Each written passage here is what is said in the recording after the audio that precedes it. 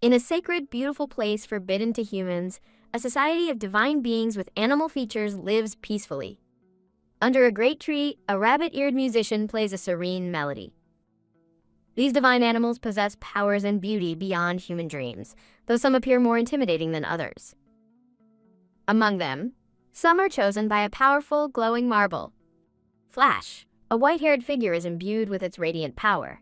The chosen are granted absolute power, ruling over all who bow before them.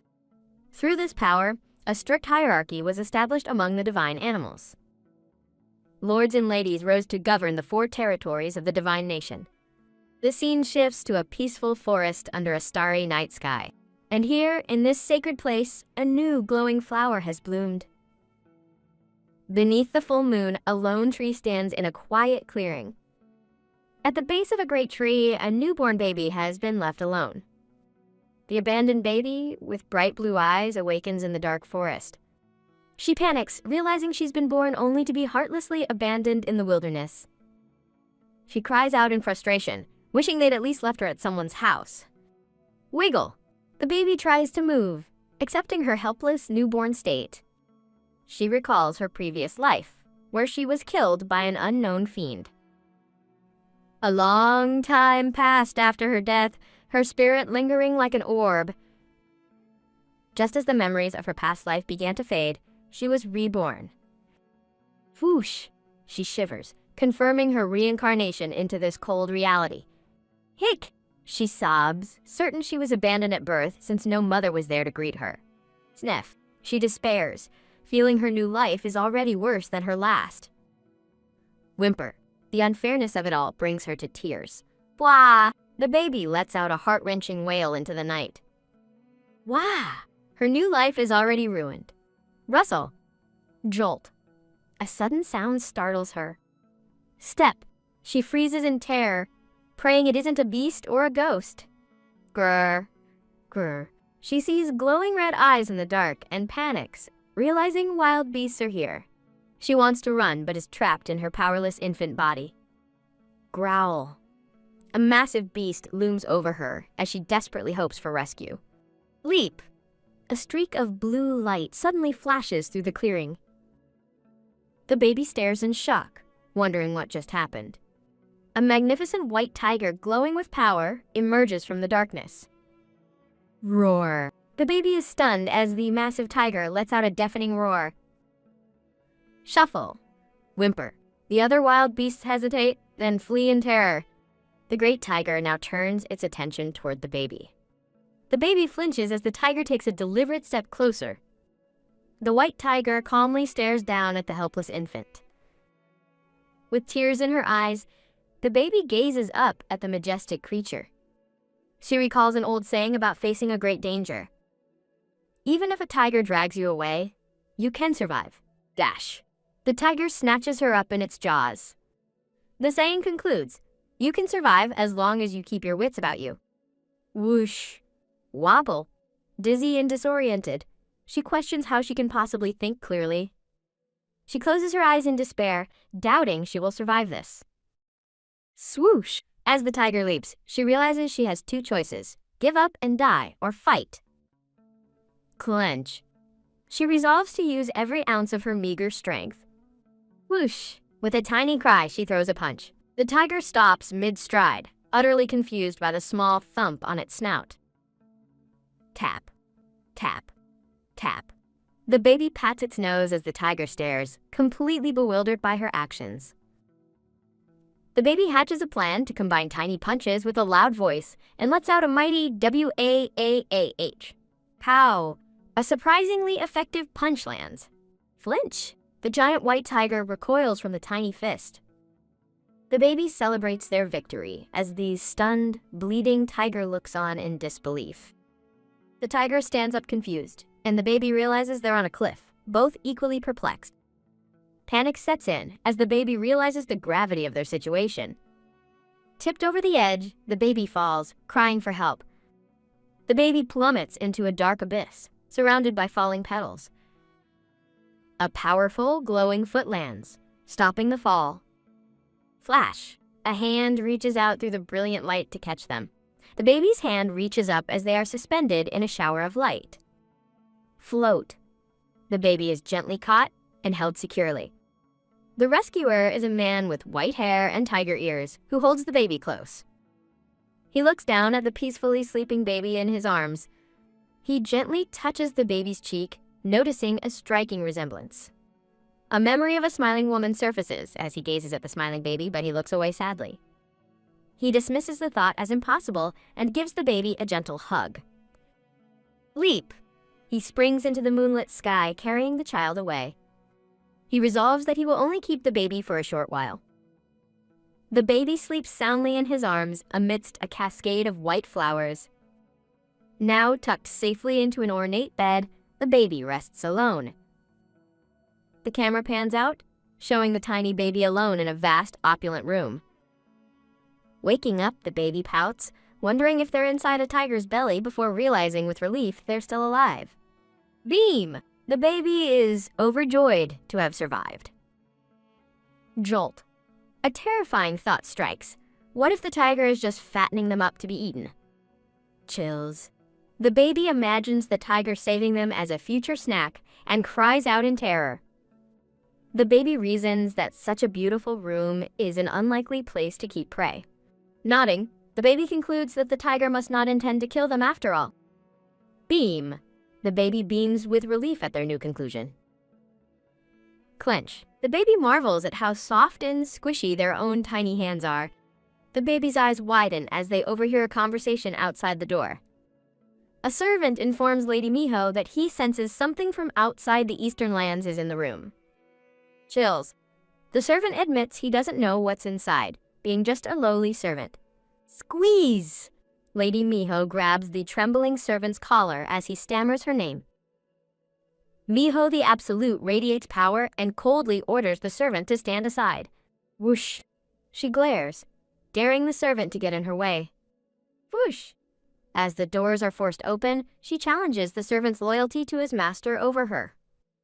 Gulp. The baby watches the door, fearing what will happen when it opens. Miho declares she'll use force, and the baby desperately wishes for the door to stay shut. Whimper. As the baby frets, a familiar voice sternly tells Miho to stop.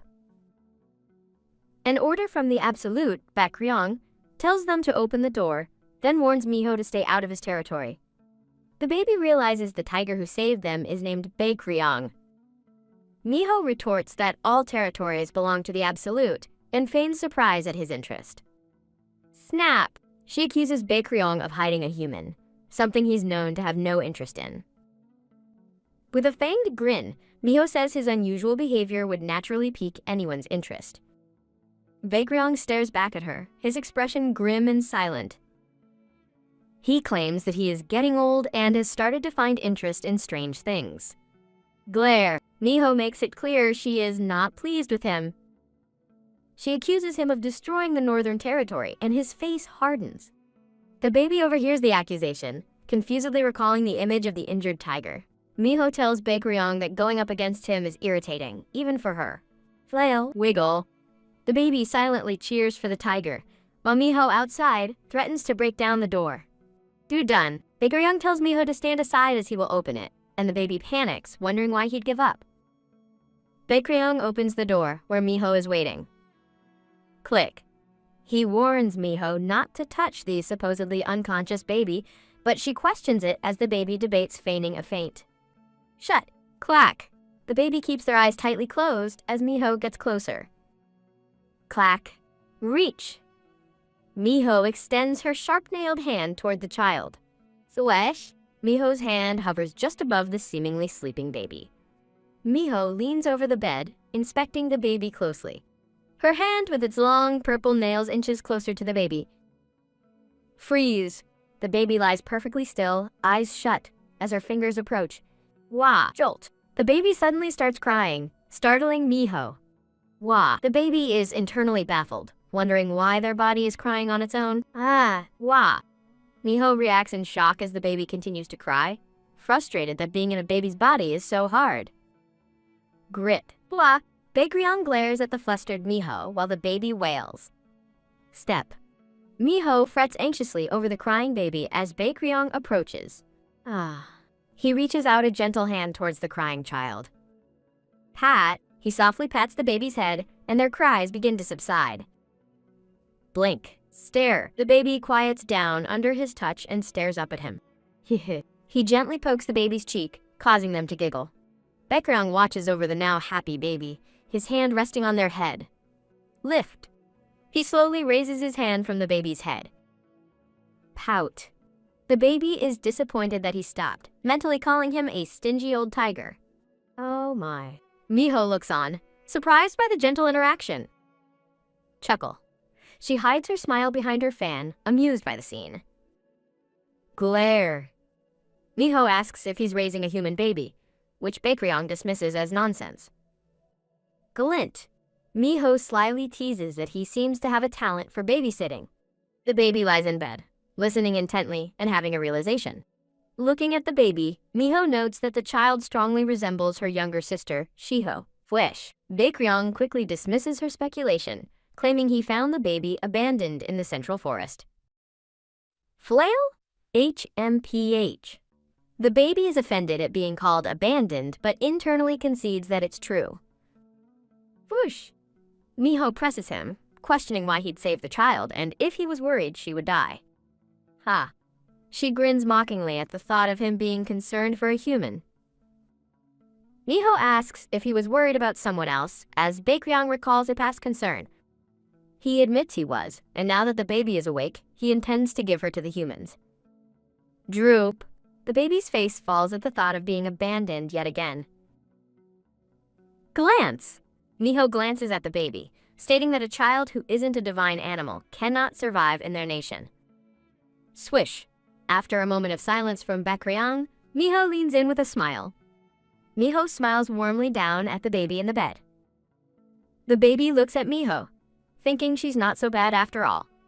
The baby decides Miho is a much nicer fox than they first thought and smiles brightly. Flip. Miho gracefully opens her golden fan. Whoosh. She holds the fan before her face, a glint in her eyes. Baekryong asks Miho what she's doing, and she cryptically replies, "Nothing much." Shake. The baby trembles, terrified about what Miho's about to do. Flinch. The baby winces, bracing for whatever is coming next. Flash. From behind her fan, Miho's eyes glow with an ominous light. Whoosh. A bright blue orb of energy materializes in her hand. She smiles, holding the glowing sphere of power. VMM. Lower. She lowers the pulsing energy orb toward Baekryong. Flash. The baby stares wide-eyed as the blue orb of energy floats down towards them. Whoosh. A powerful vortex of energy erupts from the orb, swirling around the startled baby. The baby is enveloped by the brilliant blue energy and lifted from the bed.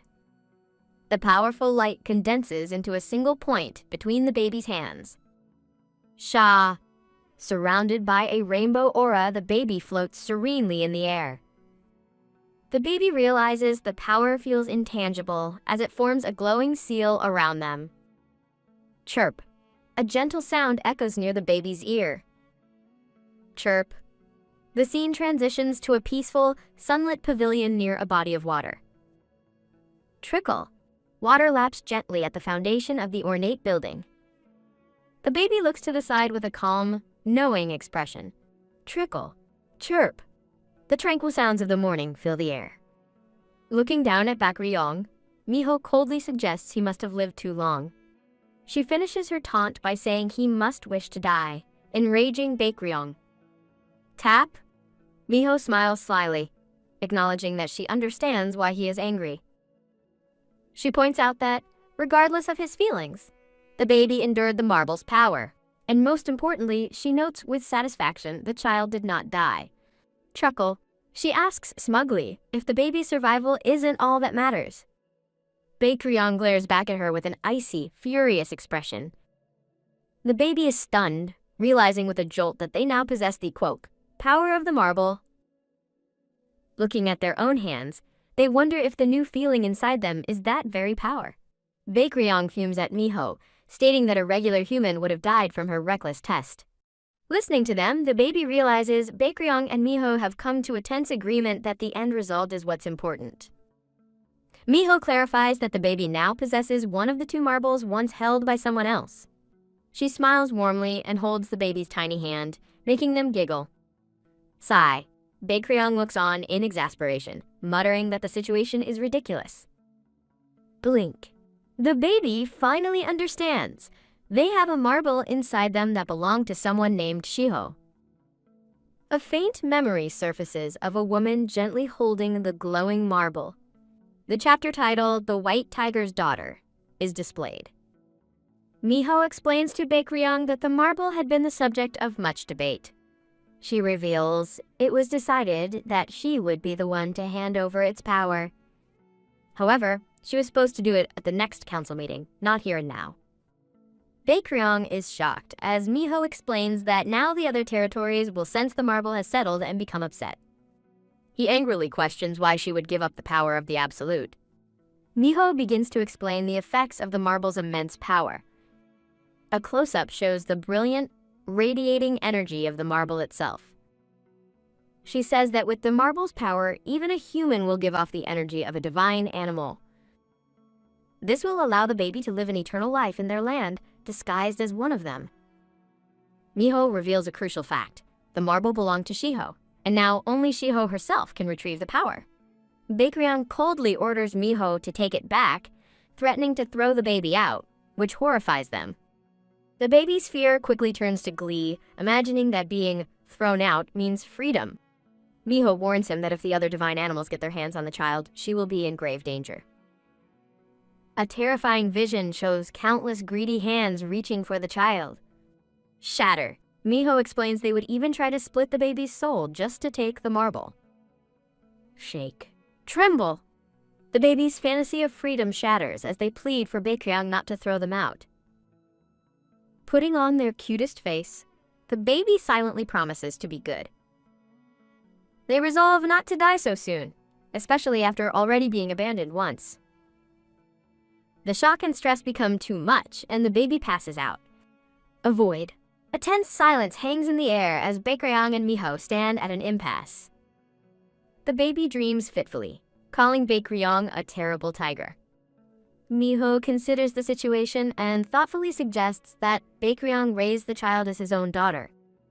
The baby wakes up and asks Mr. Tiger to take care of her, reasoning he wouldn't eat her now, but then shrinks back from a tiny, growling tiger. Wah.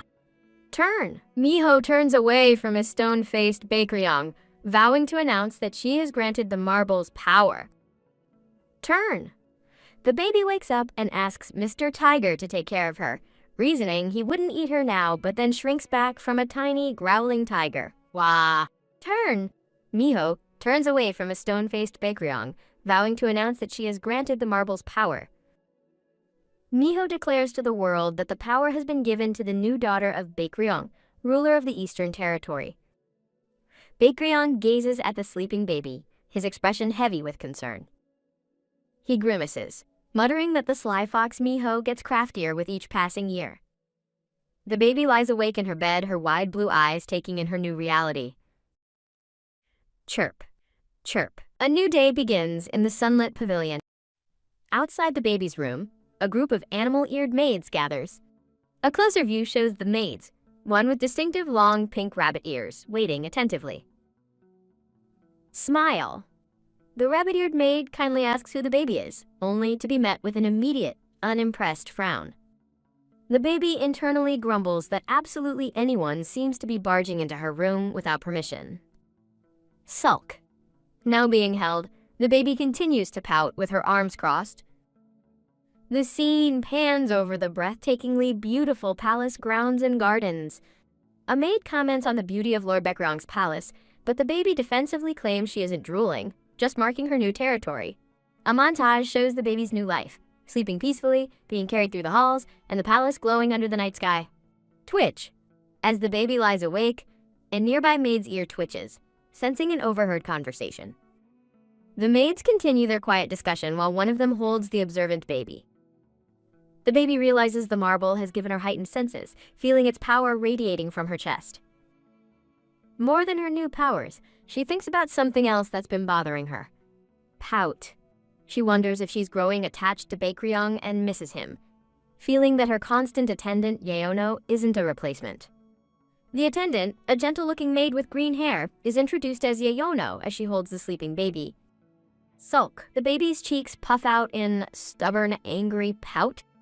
A maid tells Yeono the young miss is refusing to eat because she misses Lord Baekryong, and Yeono looks on with sad understanding. The other maid leans in, asking Yeono if she finds the whole situation strange. She gossips about the rumors of Lord Baekryong having a secret child who was granted a marble by Lady Miho. Icy. Yeono glares, coldly warning her to watch her words or risk death at Baekryong's hands. Flinch. The gossiping maid recoils in fear, as Yeono announces that Sir Jaha is returning today, and they must prepare. Holding the baby, the maid reacts with shock at the name Sir Jaha, which Yeono confirms. Yeono explains that Jaha will now be the one to protect the young miss. Stare. The baby looks on, tilting her head in confusion as she wonders who Jaha is. Chirp. Chirp. The morning sun streams into the quiet room. Clack. Twitch.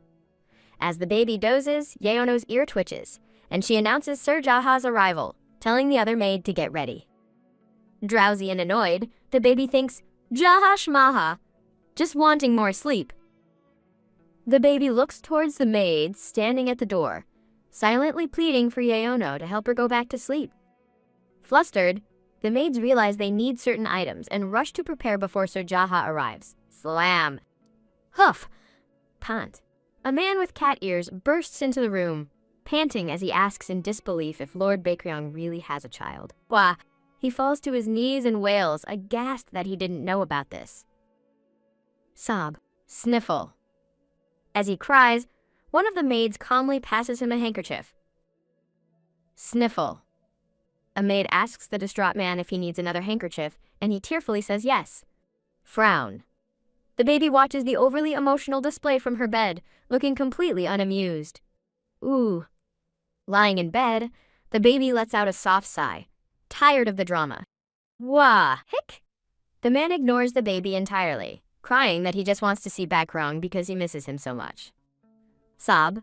Sniffle. The cat-eared man is overcome with tears. Haha. One maid calls him a crybaby while the other looks on, as a narrator explains that, according to the maids, Squeal. Jaha is extremely devoted to Baekryong, shown as he clings to the Lord's leg in adoration. Happy. Jaha is overcome with pure bliss and devotion. The maids continue their gossip, describing Jaha as incredibly loyal but unbelievably clumsy. A flashback shows Jaha tripping and sending a tray of food flying as Yeono cries out his name in alarm. Sniffle. Sob. Back in the present, Jaha continues to cry pitifully. The scene transitions to a few days ago, showing the majestic palace under a clear sky. Jaha kneels respectfully in a long, empty hall, waiting before his lord. Crumple. A hand clenches into a tight, frustrated fist. Glance. Jaha looks up with concern, asking Lord Baekryong if something is wrong. Baekryong informs him that the council meeting has been moved up. With a serious expression, Baekryong orders Jaha to attend the meeting in his place. Hop. Bounce. Overjoyed, Jaha leaps into the air, vowing he would do anything for his lord. Beam. Jaha turns back with a radiant smile, eagerly asking what the meeting is about. Glare. Baekryong's eyes glow with an icy fury, his expression utterly terrifying. Kneel. Visibly intimidated, Jaha immediately kneels and promises to set off right away. Turn. Crumple. As Baekryong turns away, his hand once again tightens in frustration. Baekryong mutters how bothersome the situation is, crumpling a document in his hand. Dash. Jaha's feet pound the ground as he sprints to fulfill his duty. Gallop. He rides with fierce determination, heading towards the council meeting. Whoosh. Jaha speeds along on horseback, his ponytail flying behind him. He approaches the towering, magnificent palace where the council is being held. Gallop. His horse thunders on as he nears his destination. Jaha arrives at the gate, where a guard stands ready to receive him. He beams with pride, overjoyed that Lord Baekryong trusted him with this important task. Jaha strides purposefully through the corridors of the Grand Council building. He stops short, his expression turning to shock as he overhears some stunning news about his lord. Shocked, he reels back, unable to believe the rumor. Lord Baekryong has a daughter. Crack. Crumble. His composure shatters as he realizes he was the last one to know. Boo-hoo! The flashback ends, returning to Jaha sobbing on the floor of the baby's room. Teary. A close-up shows Jaha's face streaked with comical, flowing tears. Watching from her bed, the baby thinks that while he's handsome, he's also a complete mess. Nod. A maid tries to console Jaha, saying he must have done well, but Yono remains unimpressed. Jaha continues to cry, lamenting that he had no idea his lord even had a child. Yono matter-of-factly points out it's because he left for the meeting so quickly. Sob, Jaha wails dramatically, betrayed that Baekryong didn't tell him personally. Yono recalls how Jaha was dead asleep when Baekryong left for battle, concluding that it's obvious why he wasn't informed. Slump. Pout. Jaha sulks, complaining that Baekryong never gives him a hint about his plans. Raise. Yono coldly tells him that's just how much Baekryong trusts him, leaving Jaha confused. Done. Seeing Baekryong walk past without a word, Jaha scrambles after him in a panic. Blah! He throws himself to the ground, wailing for Lord Baekryong's attention. The maids cover their ears, completely done with Jaha's dramatic antics. Wah! Annoyed, the baby decides Jaha isn't the only one who can cry and asks Yono to cover her ears. MMPH. Whimper. The baby's eyes well up as she prepares to unleash her own tantrum. Wah! A piercing cry erupts from the baby, filling the entire room. Wah! The maids and a startled Jaha turn in alarm as the baby's wailing intensifies. Wah! Yono rushes to comfort the crying child, who internally grumbles that she's upset with her too. Wah! The baby glares daggers at Jaha, calling him a jerk, and he stammers an apology. Bounce. Bounce. Yono gently rocks the wailing baby, desperately pleading for her to stop crying. The attendants watch helplessly as the commotion continues, just as Baekryong enters the room. Wah! Baekryong stands over the crying group, his presence silencing everyone but the baby. He asks what all the noise is about, and Yono takes full responsibility for the disturbance. Wah! Baekryong gently places his hand on the crying baby's head. Baekryong scoops up the baby, whose cries instantly cease as she gazes up at him. Sniffle. Her tears stop, but she continues to sniffle softly while looking into his eyes. Stare. Holding the now quiet baby, Baekryong gives a stern look to his attendants. Plop! He gently but unceremoniously places her back in her bed, much to her surprise. Pout. The baby internally fumes, wondering why he put her down so quickly. Rise. Baekryong commands his bowing attendants to stand up. Bow. Yono and Jaha bow deeply, asking Lord Baekryong for his forgiveness. A tearful Jaha confesses he has no excuse, admitting he's never been around a child before. Kneel. Baekryong coldly warns he won't tolerate another mistake, and Jaha immediately submits. Rub. Baekryong softly wipes a lingering tear from the baby's cheek. Lift. As Baekryong hesitates, Jaha nervously steps forward to ask him something. Jaha asks Lord Baekryong what the young miss's name is, and the baby listens with wide, hopeful eyes. The question hangs in the air, as Yono and the baby watch Baekryong for his reaction. Thump. Thump.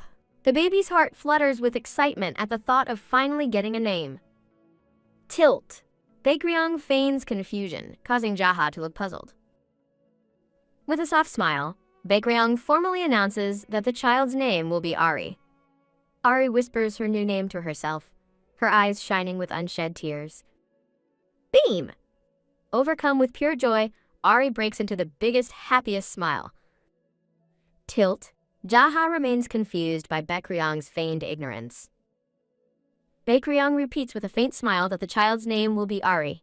Lying in her bed, Ari looks deeply moved by her new name. As Baekryong turns away, Yono smiles, but he walks past without a glance. Glare.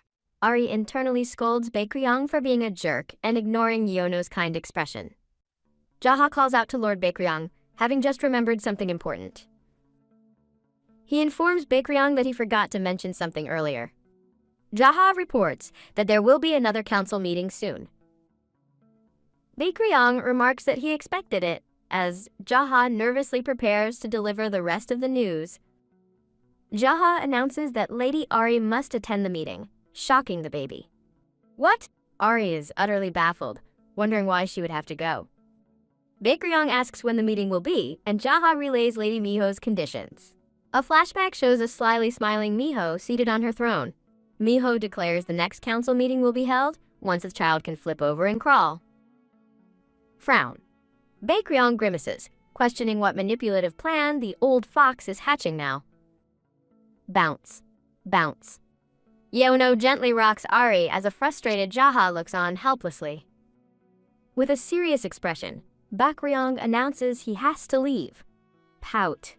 Ari is disappointed, internally demanding he stop being so busy all the time.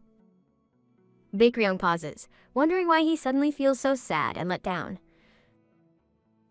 Stroke. He reaches out and gently strokes Ari's cheek one last time. Ari smiles contentedly, thinking his hand feels both cool and warm at once. Chuckle. Yeono notes that Lady Ari seems to really like him, but Ari flusters, internally denying it. A powerful aura surrounds Baekryong as his white tiger form materializes behind him. He casts one last stoic glance over the room before his departure. Chirp. Swish. Night falls and then gives way to a quiet morning. Blink. Ari slowly wakes up, groggily wondering how long she was asleep. She thinks about how she normally only sleeps for an hour or two at most. Pout. Flail. Thrash. Realizing Yeono is gone and she's hungry, Ari starts to fuss and cry out. Rustle. A sudden sound from the side of the room startles her into silence. Chills. Her imagination runs wild as she wonders if it could be a ghost. Shake. She tries to calm herself, insisting that ghosts can't possibly exist. Gasp. She reconsiders with dawning horror. If divine animals are real, then why not ghosts? Peek. Swish. Ari peeks out from her covers, finding the room empty. Jolt. A voice suddenly asks if Lady Ari is awake, startling her completely. Do-dun. A huge, intimidating lynx appears at her bedside, its eyes glowing in the dark. Wah! Terrified, Ari screams, wondering why there is a wild beast in her room. The beast stammers, trying to calm her down by revealing that it's him, Jaha. Ari internally scoffs, remembering the dumb and annoying Jaha she knows. Examining its features, she realizes it's not just a cat and wonders what kind of animal it is. Oh. It dawns on her that it's a lynx, and Jaha seems relieved that she recognizes him. Glare. Flinch. Ari furiously accuses him of nearly scaring her to death, making him recoil in fear. Jaha hesitates nervously, and Ari thinks that maybe because he's a large cat. Whimper. He looks surprisingly cute. Shaking her head, she tells herself not to be fooled by his appearance. Jaha solemnly explains that this is his true form. He proudly asks her not to be scared next time, but Ari retorts that he shouldn't just pop out of nowhere. Jaha explains that divine animals rarely show their true forms, especially weaker ones like Yeono. He stands confidently in his human form, implying he is much stronger. He continues that incredibly strong divine animals, like Lord Baekryong, possess far more majestic and powerful forms, like a great white tiger. Jaha boasts that he's strong in both forms, but Ari couldn't care less. He proudly reveals he sent the maids away to show her his form, and Ari realizes with rage that he's the reason she's alone and hungry. Spread. A scroll is unfurled before him. In her imagination, Ari, dressed as a tiny magistrate, declares that Jaha shall pay for his crimes. She lists his offenses, keeping Yeono away, preventing her meal and scaring her. Jaha sits meekly before his tiny, imaginary judge. Jaha smiles, declaring that serving Lord Baekryong's child is reason enough for anything he does. Thwack! He explains that's why he showed her his true form, but Ari smacks him with a book, fuming that a good excuse doesn't change anything. Slump. Jaha suddenly deflates, whining that Baekryong never told him about her, and Ari wonders why he's crying again. Wail. Sob. As he cries about not being close to his lord, Ari exasperatedly tells him to go talk to Baekryong himself. Whoosh! Ari's eyes light up as she senses a familiar presence, and Jaha whimpers Lord Baekryong's name. She begins counting down from 1 to 2 as Jaha turns his head. 3. She stares intently with a determined pout. The door bursts open and Baekryong snatches Ari into the air, knocking a surprised Jaha aside. Jaha is stunned by the sudden turn of events as Ari is lifted high. Swoosh! Baekryong stands, holding his crying daughter. Flash! Baekryong furiously demands to know who made Ari cry, as a terrified Jaha insists he didn't do anything. The scene transitions to a dreamy, star-filled space. Ari cheekily thinks that Baekryong actually did make her cry, but with joy. Ha ha ha. She imagines herself as a magistrate gleefully accusing Jaha, who flies away wailing. Back in reality, Baekryong notices Ari's smile and asks if she doesn't like Jaha. He gazes down at her with a soft, gentle expression. Ari reflects that his intense eyes had frightened her at first. Remembering his imposing white tiger form, she thought she was going to be eaten. She recalls being carried away by the tiger, never imagining what would come next. A trio of adoring divine animal girls look on with wonder.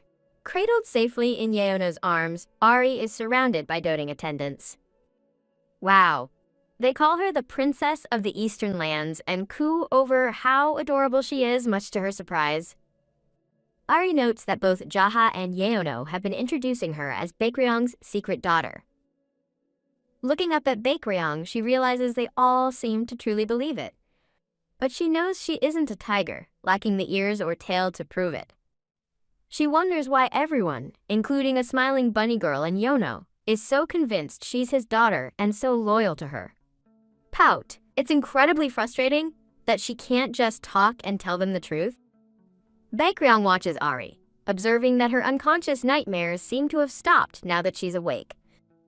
Jolt. Ari realizes he means the nightmares from when she first arrived, recalling how she would often jolt awake.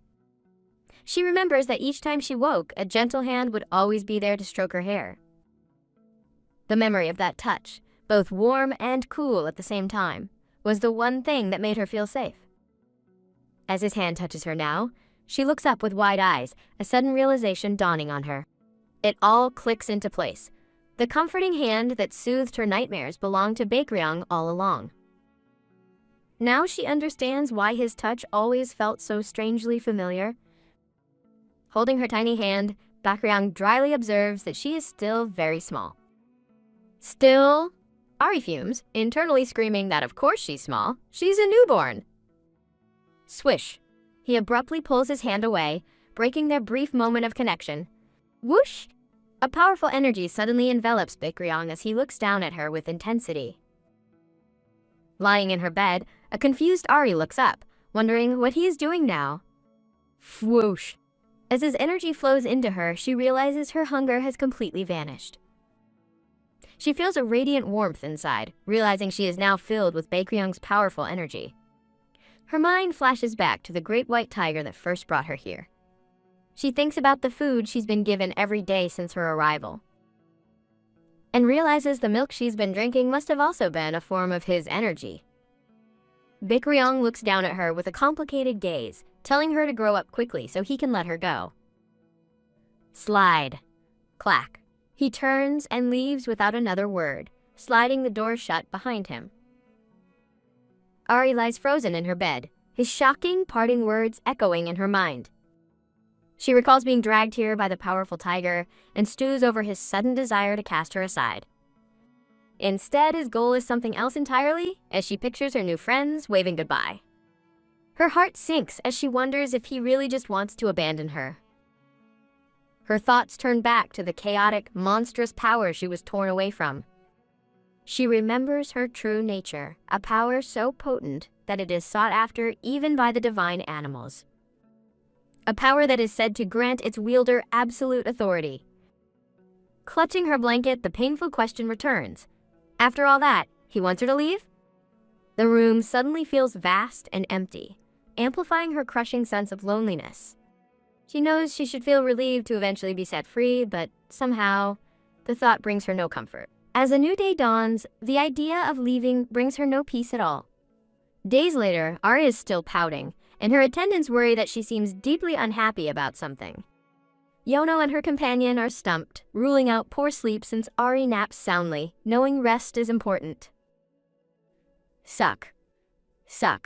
They then consider if she's hungry, but she's been drinking her bottle with great enthusiasm. Oh! Yono has an idea, but the other attendant quickly dismisses it, recalling that Ari has taken a dislike to Jaha. Elsewhere, a dejected Jaha reflects on making Lady Ari cry, reminding himself that she's just a baby. Boo-hoo! He continues to sob, blaming himself for everything while his companion looks on, unimpressed. His companion finds him and asks where he's going, surprised to hear he intends to leave to train. He declares his mission is to discover his weaknesses, but she grabs his arm, asking where he could possibly go. He vows to go somewhere. No one can find him, turning to leave with grim determination. Perk.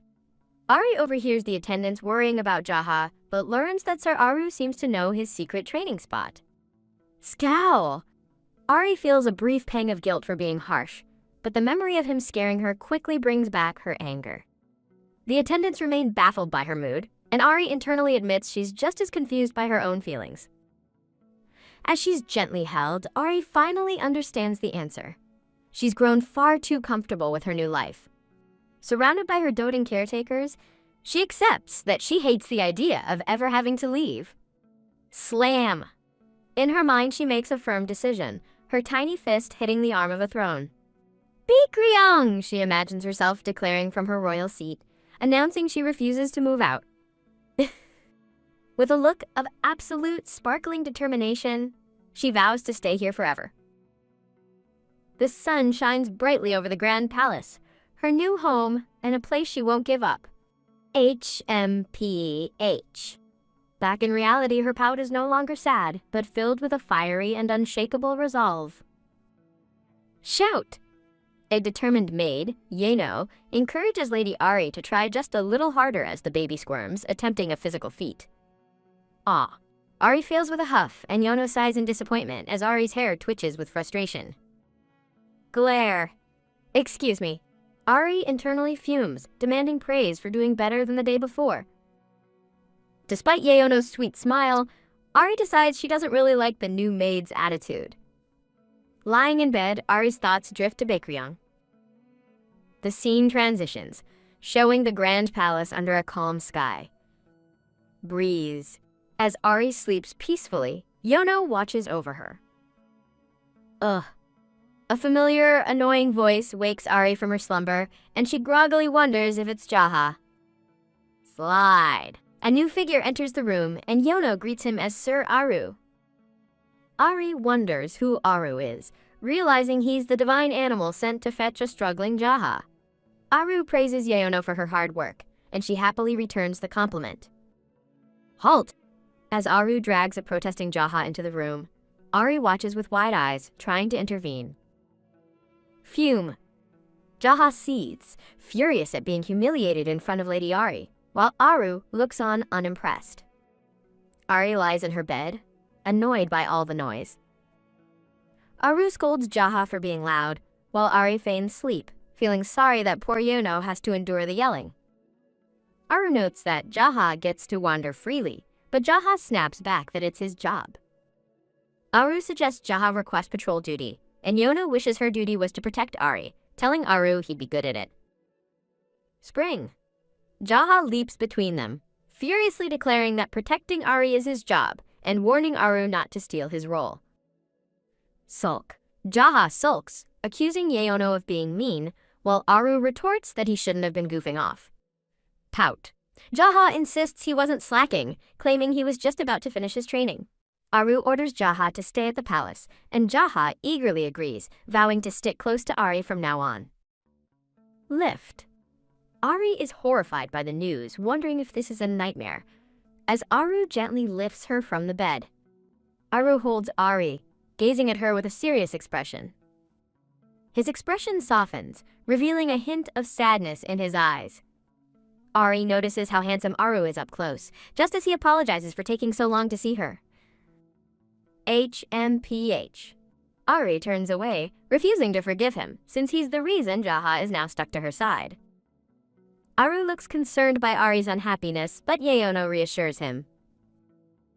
Sigh. Yeono explains that Jaha has been tiresome, and Ari fumes, realizing Yeono knew all along but didn't help. Aru formally introduces himself as an Amur leopard and pledges his service to Lady Ari. Nope, go away. Ari mentally rejects his offer. She demands he take Jaha with him, and Aru smiles, agreeing to teach Jaha a lesson if he causes trouble. Smile. Shift. Ari reconsiders, clarifying that Jaha doesn't exactly torment her. He's just incredibly tiresome.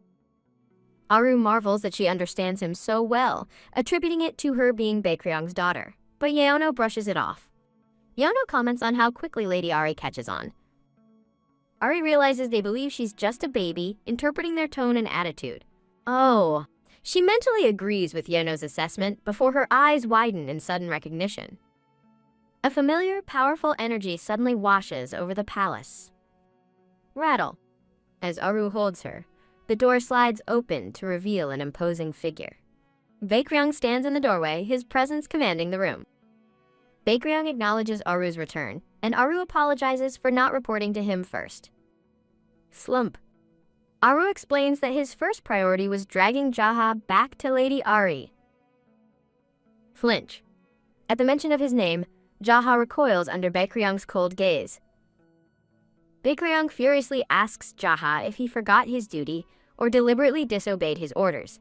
Shiver. Jaha trembles with fear as Ari watches from her bed. Whoosh! A wave of power erupts from Baekryong as he icily reminds Jaha of his order to stay by Ari's side. Tremble.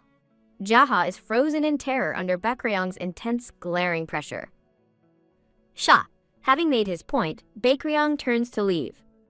No. Panicked that he's leaving already, Ari silently screams for him not to go, determined to show him her first ever flip. Puffing her cheeks with all her might, she mentally counts down. 3. Flip. With a triumphant look, she successfully pulls off her first ever flip, beaming with pride. Whoosh! A blur of motion, and a flash of blue energy cut through the air. In an instant, Baekryong is there, catching her just in time and holding her securely. He looks down at the baby in his arms with an unreadable, intense gaze. He cautiously hands Ari back to a worried Yeono, observing that the blankets need changing.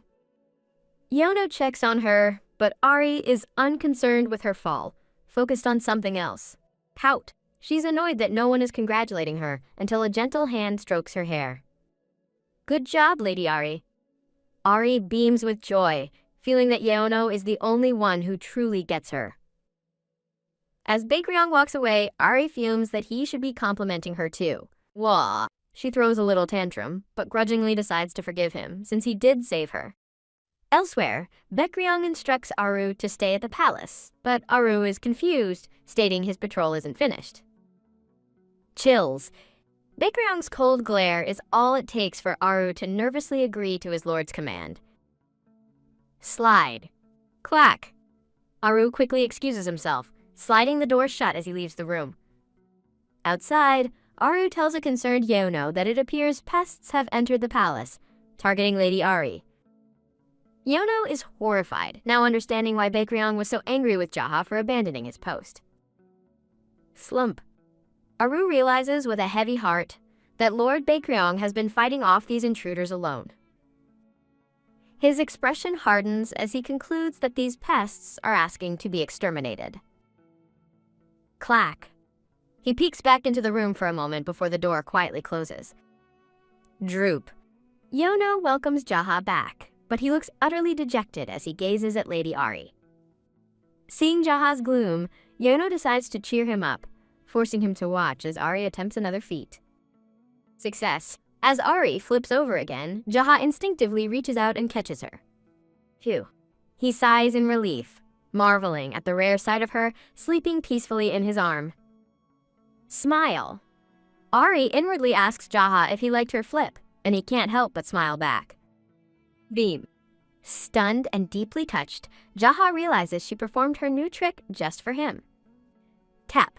Placing a hand over his heart, he solemnly vows to protect her with his life forever. Filled with renewed purpose, he declares with a bright smile that he will never leave her side. Ari's happiness fades as she realizes his vow means he'll be stuck to her side, a future she definitely doesn't want. She internally screams in protest, insisting she really truly does not want him around at all. Pat. Later, as the palace settles, someone gently tucks Ari into bed. Days pass, and Jaha and Yono watch as a determined Ari practices her crawling. Flare! She vows to master moving on her own, so she can finally crawl her way to Bakryang. As Ari wonders when she'll be able to talk, Yono and Jaha also express their wish to hear her babble soon. Jaha suggests Lord Bakryang must also be eager to hear her voice as Ari continues her determined crawling. The thought of Bakryang being eager for anything shocks Ari, picturing him with a smug grin. As her attendants nod in agreement, Ari is baffled by their cluelessness, wondering how she knows Bakryang better than they do. They excitedly chatter about Bakryang's recent nightly visits, concluding it must be because Aru is there to report. Sigh. Ari knows they're wrong, recalling his inconsistent visits as she thinks back on the times he watched her sleep. She imagines the adorable tiger waiting for her to talk, while her attendants marvel at her crawling skills. That night, her attendants conclude Bakryang won't be coming, assuming he's too busy and misinterpreting Ari's mood. Pout. Ari lies in bed, annoyed with herself for getting her hopes up based on their speculation. Yono gently rocks her, singing a soft lullaby as butterflies flutter in the moonlight. As the wind blows, Ari's eyes blink open, her sleep disturbed. Shing! Jaha suddenly orders a startled Yono to take Ari and move to the corner, his hand on his sword. Spring! He urgently yells at her to hurry, and a frightened Yono leaps away with the baby. Flash! Jaha unsheaths his sword, which glows with a powerful light in the darkness. On high alert, he calls out into the darkness, demanding that the intruder reveal themselves. Clack. In response, a nearby door begins to rattle ominously. Shah. The door slides open to reveal a dark, imposing figure standing in the entryway. Ari wonders with wide-eyed fear if the shadowy figure is one of the pests Aru warned them about. A grotesque, long-haired monster with glowing eyes materializes in the doorway, its thoughts fixated on a marble and its power. The monstrous intruder's decaying face contorts as it growls a single, terrifying demand. Hand it over! Jaha stands firm, his glowing sword at the ready as he condemns the creature for its boundless insolence.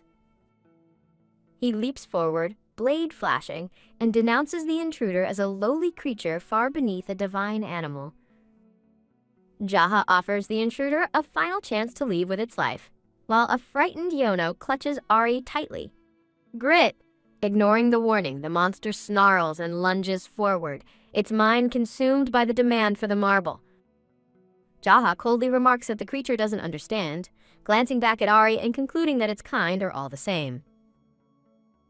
Terrified, Ari flinches and hides her face in Yono's shoulder as the confrontation escalates. Jaha's sword clashes against the intruder's blade as he deftly parries the monster's attack. Shing! The monster's dark, corrupted blade gleams menacingly in the dim light. Step. Dash. Jaha is stunned as the creature moves with shocking speed, wondering how such a lowly being could be so fast. Turn. The creature blitzes past Jaha, who spins around in alarm as it charges toward its true target. Whoosh! The monster lunges directly for Yono and Ari, leaving Jaha struggling to catch up. Jaha prepares to strike, his blade glowing with powerful energy as he moves to intercept the attack. Swoosh! Jaha swings his sword in a desperate glowing arc to protect Ari. The two blades clash in a blur of motion and sparks. Halt! Jaha's attack is suddenly intercepted by a brilliant wave of blue energy that stops the intruder's sword cold. Whoosh!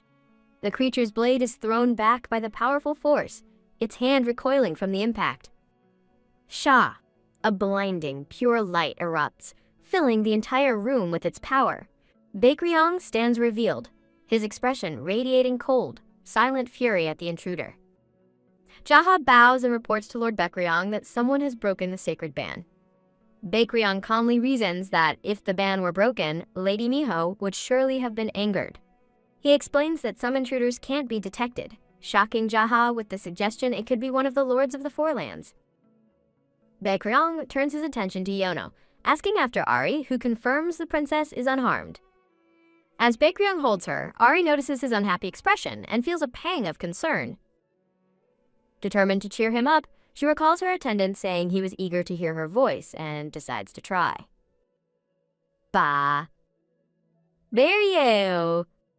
She looks up at him and continues trying to speak, calling him Jaha and telling him to hold on. She continues to call out with all her might, her eyes wide with determination. Yeono and Jaha are completely stunned, their mouths wide open in disbelief at her first words. Ari proudly muses that she's been babbling for ages but glares at Baekryong, wondering why he isn't reacting to his brilliant daughter. Surrounded by an aura of crackling energy, Baekryong coldly asks what she's saying, completely missing the moment. Ari glares, frustrated that the most important thing, her speaking, is being ignored. Baekryong asks Yeono if the princess is just babbling, but Yeono excitedly points out she clearly said his name. T-esque. Baekryong seems to dismiss it, muttering that he shouldn't have listened to Yeono, leaving Ari utterly deflated. As Yeono and Jaha insist Baekryong is waiting for her to talk, Ari sighs, realizing she's falling for their brainwashing again. Yeono firmly instructs Ari that she must call Master Baekryong Daddy. Ari and Baekryong share the exact same unamused, defiant expression at the suggestion. Internally, Ari flatly refuses, deciding she'll call him Baekryong because she's the one who gets to choose. Yeono becomes flustered, assuming the princess is just unfamiliar with the term daddy. The attendants eagerly plot to teach Ari to say daddy, while she and Baekryong silently wish they would stop. Their excited chatter fades as the scene transitions to a quiet, starry night. Looking down at the pouting baby, Baekryong relents, telling her to do as she pleases. Ari beams with joy at his acceptance, and a hint of a smile plays on Baekryong's lips. As he turns to leave with Ari, Baekryong orders Jaha to bring Aru back to the palace. Aru appears before Baekryong, asking why he was summoned. Baekryong informs a shocked Aru that there was a security breach, which Aru can't believe happened without his knowledge.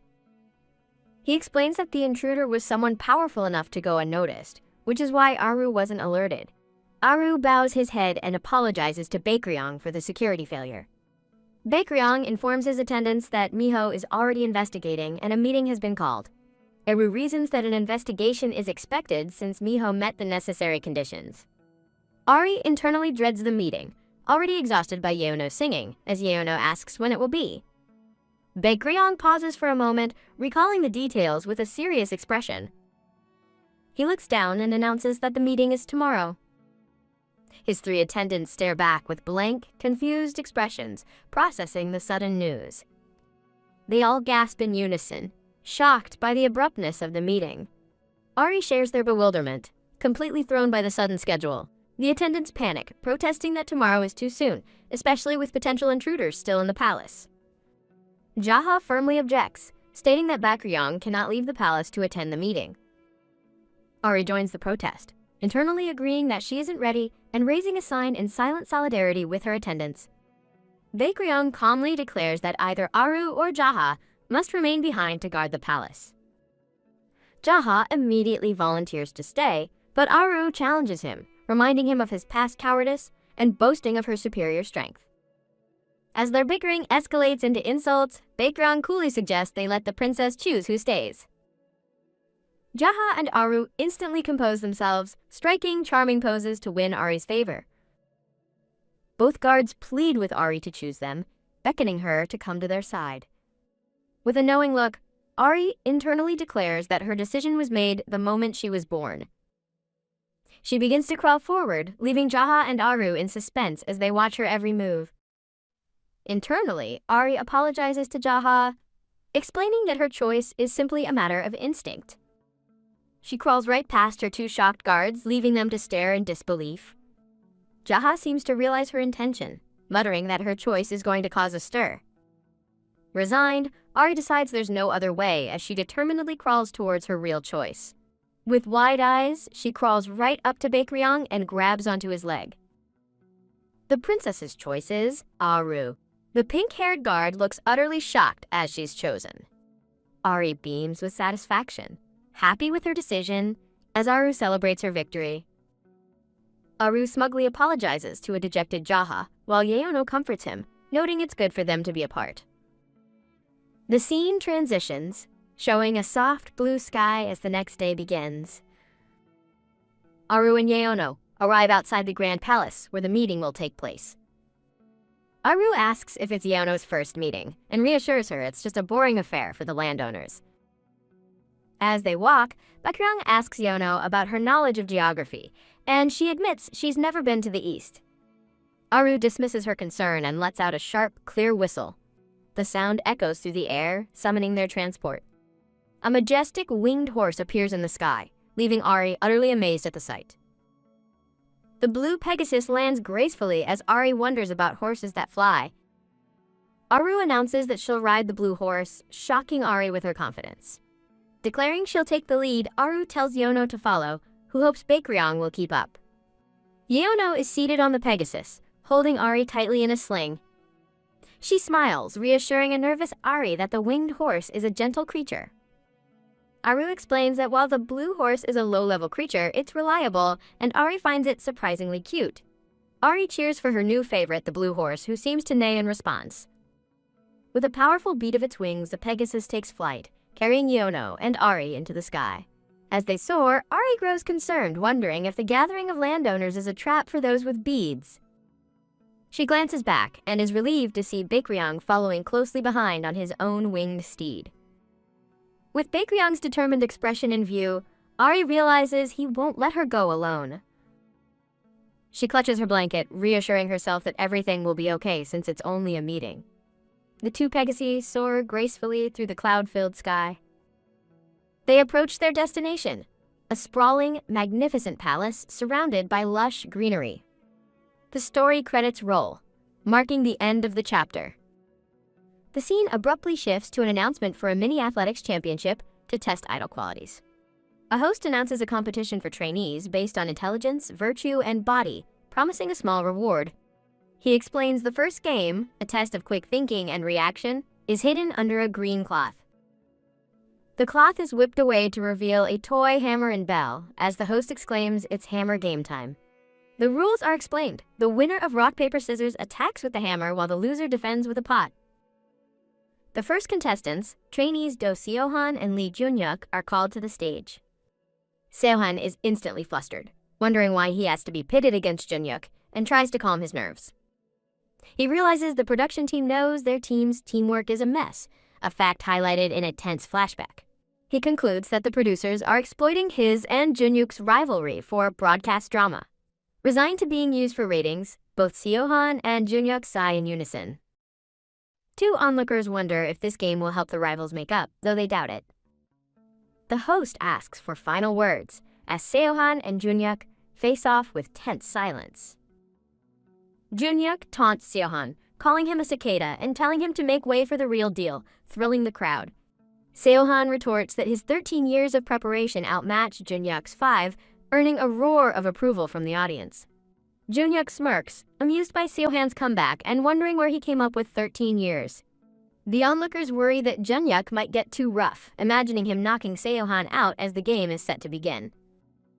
They play rock, paper, scissors, and Seohan's paper beats Junyuk's rock, declaring him the winner.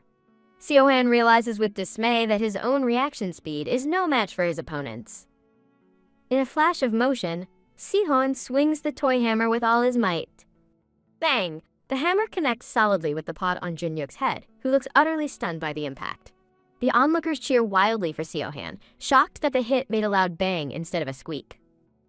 In a rapid exchange, Seohan and Junyuk trade wins in rock, paper, scissors. Seohan lands another solid blow on Junyuk's head. Seohan admits he let out all his stress, while Junyuk sits stunned, leaving the audience to wonder if they got closer. The host winks, announcing the next game will test the trainees' virtue. The new game is revealed. They must transfer a piece of paper using only their lips, leaving both boys horrified.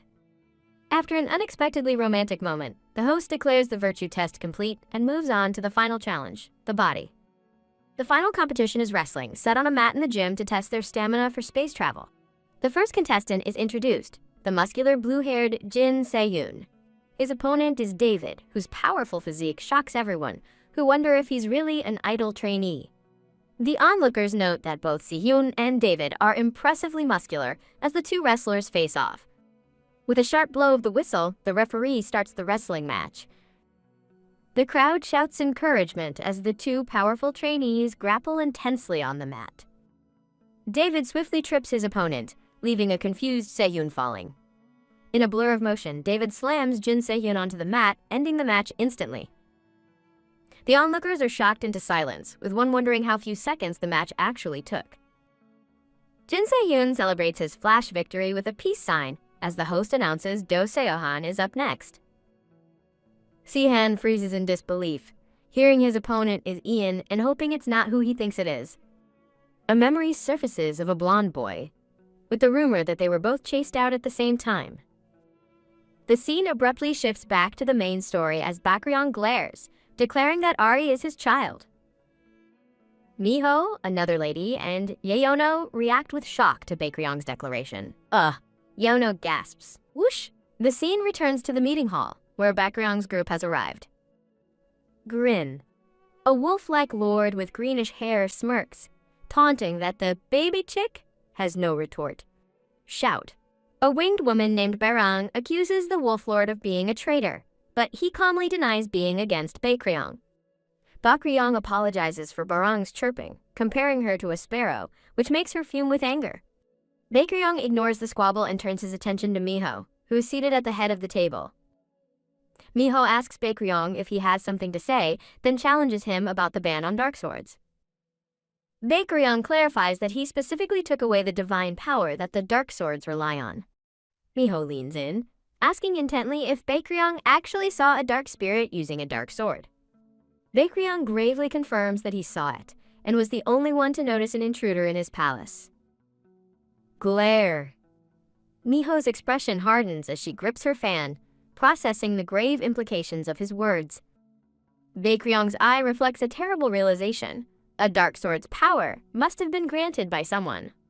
Miho, Barang, and Yeono are stunned by the news that even Aru couldn't sense the intruder's presence. Glance. Bakryong looks pointedly towards one of his guards. Nod. Aru solemnly acknowledges the truth in his unspoken assessment. Miho grips her fan, realizing the dark spirit was powerful enough to evade Aru's detection. She continues her grave thought, adding that it also wielded a dark sword requiring divine power. Miho leans forward, her gaze sweeping over the other lords. Fixing her stare on Bakryong, she demands to know the intruder's identity. Bakryong's eyes narrow as he suspiciously regards Miho, the winged woman, and Barang, asking which of them it was. Grit, spring! Miho rises in fury, declaring in no uncertain terms that anyone who defies her ban will face the consequences. With fangs bared, she unleashes her rage, a silent but powerful threat filling the air. Click, clack, rattle. Unfazed, Aru turns and calmly walks away from the tense confrontation. Slam! She slides the door shut, leaving the lords to their argument. Swoosh! The scene shifts to a serene outdoor pavilion. Barang sighs in frustration, wondering aloud how his master, Maru, tolerates the volatile fox, Miho. He spots Bakryong and Ari engaged in an intense staring match and mockingly asks if they're having a contest. Blink. Arg. Barang comically admits defeat against the baby, while Ari silently wonders what kind of odd divine animal he is. Ha ha ha. Barang laughs, thinking Ari is completely out of her mind. Swoop. He playfully snatches a surprised Ari from a confused Bakryong. Spin. Twirl. As Barang spins her around, calling her adorable, Ari internally objects, clarifying that she didn't come out of Bakryong. Ari fumes, demanding the dumb dog put her down before she gets dizzy. Bakryong calls out to Barang, whose cheerful reply is met with an icy threat. Do you wish to die? Barang immediately recoils, stammering that he was just admiring how cute Ari is as Yeno rushes over to them. Pat. Bakryong soothes a grumpy Ari, who silently vows revenge on the laughing freak. Wriggle. Flail. Now in Yeono's arms, Ari struggles, annoyed that Barong didn't return her to Bakryong. Barong notes Ari's beauty, especially her sapphire eyes, which resemble Bakryong's, perhaps enhanced by the marble's power. HMPH. Pout. Ari puffs out her cheeks, smugly thinking she knows she's pretty because Jaha says so. Bahaha. Barang roars with laughter at her pouty face, while Ari furiously vows to kill him someday. Bakryong coolly suggests it's time for Barong to pass his title to his child, shocking Barong into silence. Glare. Ari scoffs at the idea of Barang being Bakryong's friend, thinking her father wouldn't associate with such a weirdo. Aru returns, asking about Lord Irang, which makes Barang look guilty as everyone realizes the child is missing. FWIP. Whip. Swish. Aru instantly dashes off, declaring that she will find him. As Yono scolds Barang for making Aru do his chores, he admits he owes her but must first tell them something important. His demeanor turns serious as he reveals that he too has seen something that resembled a dark spirit. The winged woman questions his vague wording, but he simply tells the baby bird to listen. He explains he came to the east to see Bakryong's child, earning a glare and a reminder that he was banned from the palace. Barang nervously tries to negotiate, asking if he can stay as long as he avoids Ari's room. Ari is horrified by the very thought of the crazy freak entering her room. Barang continues, explaining that dark spirits are instinct-driven beings that failed to become divine animals. Miho asks what exactly he saw, and Barang admits he's not entirely sure. As Ari impatiently demands he get to the point, he reveals it was a sentient, not fully corrupted dark spirit. He concludes that the situation is incredibly dangerous, a fact he's sure of after hearing Bakryong's account. In a dark forest, a cloaked figure lurks, confirming their fears that a foe is indeed scheming. A sinister red grin flashes in the oppressive darkness. Barang suddenly seems confused, admitting he doesn't remember clearly and that it might have been a dream, exasperating Ari. A man with pale blue hair arrives, apologizing for the interruption and explaining he's looking for Lord Irang. Zuz. In his arms, a small white-haired child, Irang, sleeps soundly. Barang excitedly asks where Maru found him, and Maru explains he was asleep by the gate. Shake. Shake. Barang playfully shakes the sleeping child and thanks Maru for being so impressive, which confuses him. Bakryong clarifies that Maru is impressive because he's a servant of the palace, leaving Maru looking puzzled by the statement. Yawn. The sleepy child introduces himself as Irang, innocently calling the confused servant, quote, uncle. Yeno whispers in confusion, wondering why Irang called him uncle when she heard he was Barang's son. Barang explains that Irang is his nephew, whom he adopted after his brother died, as the child's cat-like eyes sparkle. Beam! Suddenly, both Ari and Irang are captivated, pointing and exclaiming how pretty something is. Following their gaze, it becomes clear that Irang is pointing directly at Ari and shouting, I want that! He continues to point at Ari with unwavering determination, leaving no doubt about his intentions. Shake. Ari shakes her head, reasoning she's not a tiger, but Irang is delighted by the movement and wants her even more. Yono gently chides Lord Irang, explaining that Lady Ari is a person and not an it to be had. Irang looks puzzled, countering that his uncle said he could have anything he wants, putting a horrified Barang on the spot. Bakryong glares, asking what nonsense Barang is teaching the boy, while Yeono firmly declares that Lady Ari is an exception. Droop. As Ari internally cheers Yono on, Irang's ears fall in disappointment. Groan. With teary eyes, Irang asks his uncle if it's true, putting a pained Barang in an impossible position. Dab. Bakryong's voice cuts through the tension as he coldly calls out Barang's name. A nervous Barang confirms that Ari is an exception, but then tries to appease a pouting Irang by promising he can ask again when she's older. Barang then mischievously conspires with the newly invigorated Irang to, quote, politely infiltrate the palace later, as Yeono wishes for a wolf-repellent charm. The scene transitions, showing a peaceful view of the palace under a bright, cloudy sky. Ha ha! Aru forces a laugh, sarcastically thanking Barong for all the extra work he's just created for him. While Ari silently vows revenge on Barong, Aru turns to Maru and asks why he didn't just tell him where Irang was. Maru sternly replies that Aru must learn to do things himself, adding that he left a note on the door. Clinch. Aru sees, stunned and infuriated by Maru's unexpectedly harsh personality.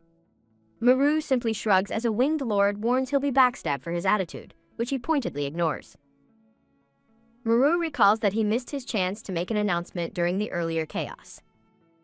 Done. He politely relays Lady Miho's message. The council is over, and everyone but Baekryong is dismissed.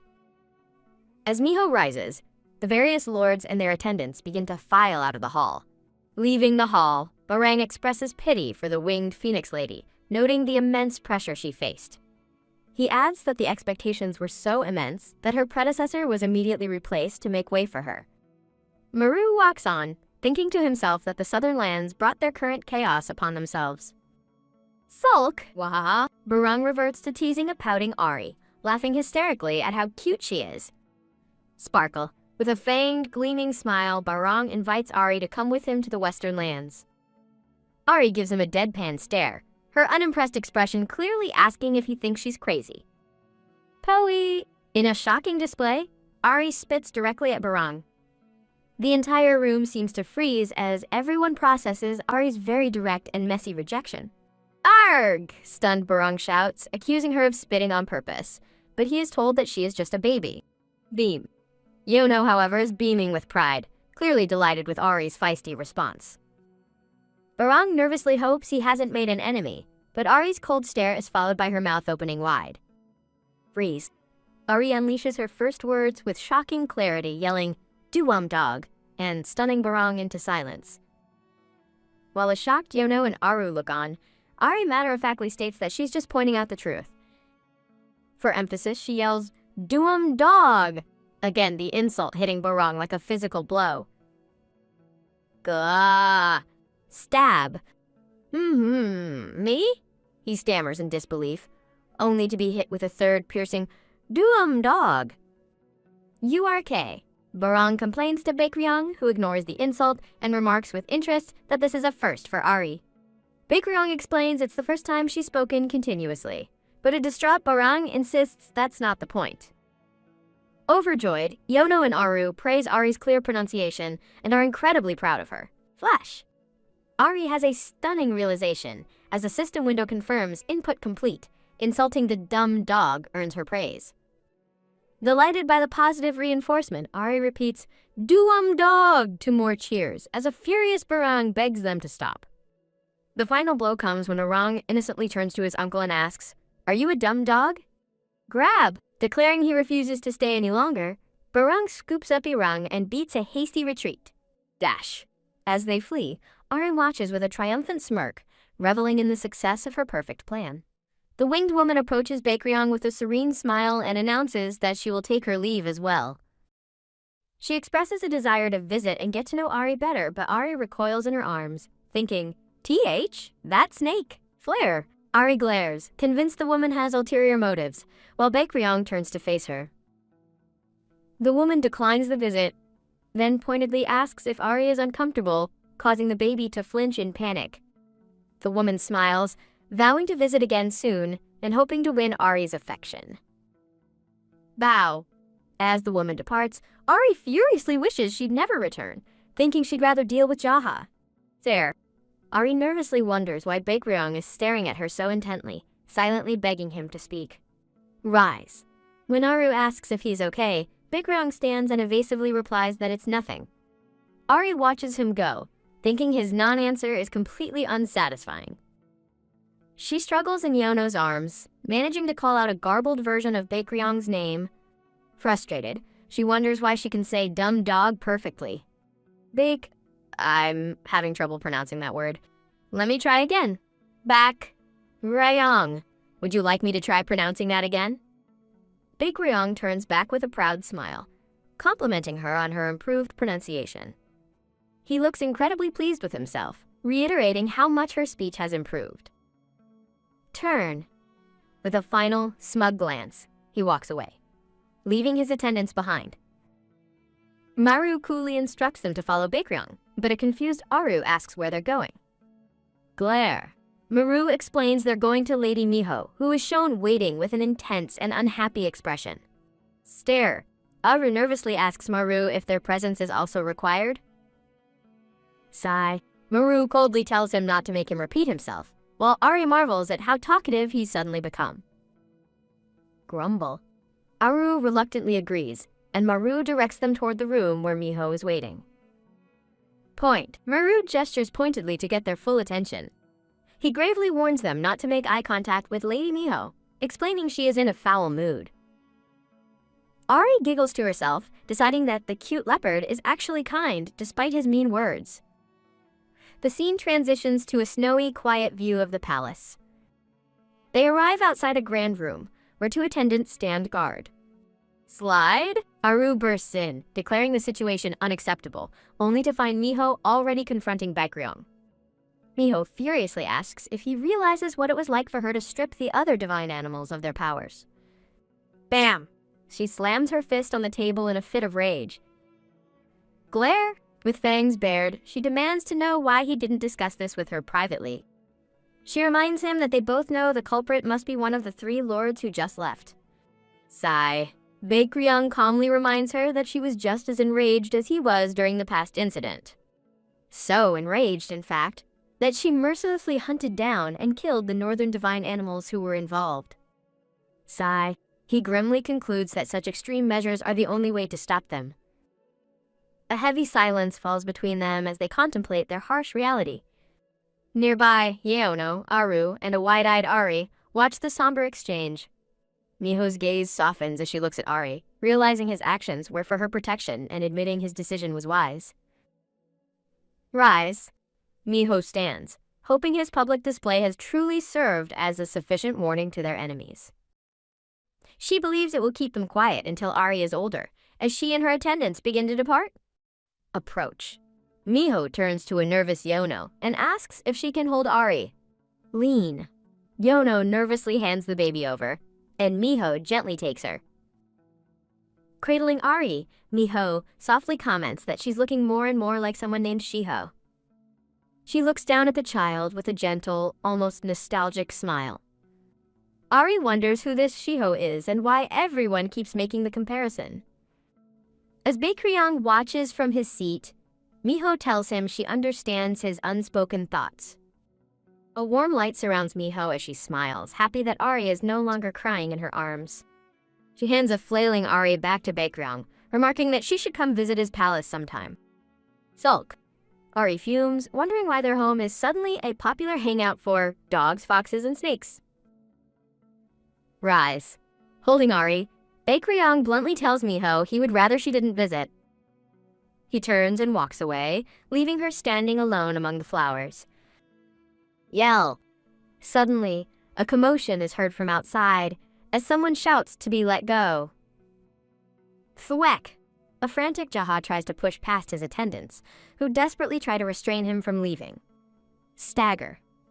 A frantic Jaha struggles against his attendants, demanding they let go as someone calmly says his name. Freeze!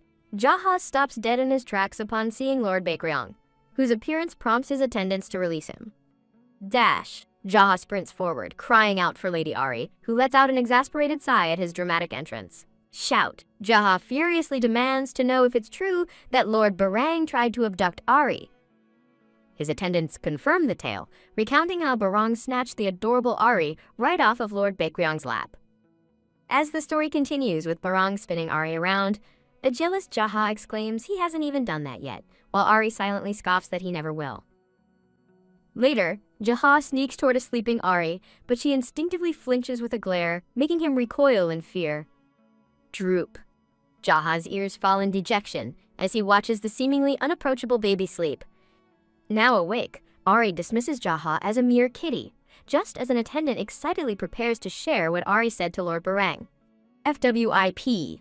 Jaha whirls around, desperate to hear the gossip, while the other attendants giggle amongst themselves. The group excitedly recounts the event, revealing Ari called Barang a, quote, dumb dog, leaving Jaha stunned and regretful he missed it. As the attendants chatter about Maru's annoying personality, Ari pretends to sleep while listening in. Shuffle. Tired of the noise, Ari quietly crawls away from the preoccupied attendants. Gulp. From around a corner, Ari peeks back, eavesdropping on their conversation. Swish! Having heard enough, Ari turns and resolutely crawls away. Push. Squish. She squeezes through a sliding door, successfully sneaking out of the room. The attendants chatter about what a disgrace the situation is, and the needs of a baby follows her, and she pouts at their carelessness. Whoosh! Crawling down a long, empty hall, Ari sighs with a hint of regret, wondering if running away was a good idea. Lift. Suddenly, she is lifted into the air as Baekryong appears, and asks what she's doing out here. Her attendants cry out in a panic, searching for her, just as Baekryong securely holds the wide-eyed baby. Freeze! The attendants gasp upon finding her with Baekryong and immediately apologize as Ari frowns disapprovingly. Yeono nervously offers to carry Lady Ari, reaching out with a hopeful smile. HMPH. FWIP. Baekryong pointedly turns his back on them, stunning the attendants into shocked silence. Dejected, the attendants watch them leave as Ari snuggles into Baekryong, telling herself she doesn't actually enjoy it. The scene transitions to a quiet, snowy night at the palace. Splish! Baekryong dips his hand in water before gently raising Ari's little hand to clean it. Wipe. He notes her hands have gotten dirty and carefully washes them. Swish! Ari gazes up at him, telling him he doesn't need to come find her next time she wanders off. Flutter. With a serious and determined gaze, Baekryong softly promises her that he will always come to her. Ari's eyes widen, touched by his heartfelt promise. Baekryong's expression remains firm, his vow hanging in the air as flower petals drift by. Baekryong carries Ari down a beautiful, flower-lined walkway.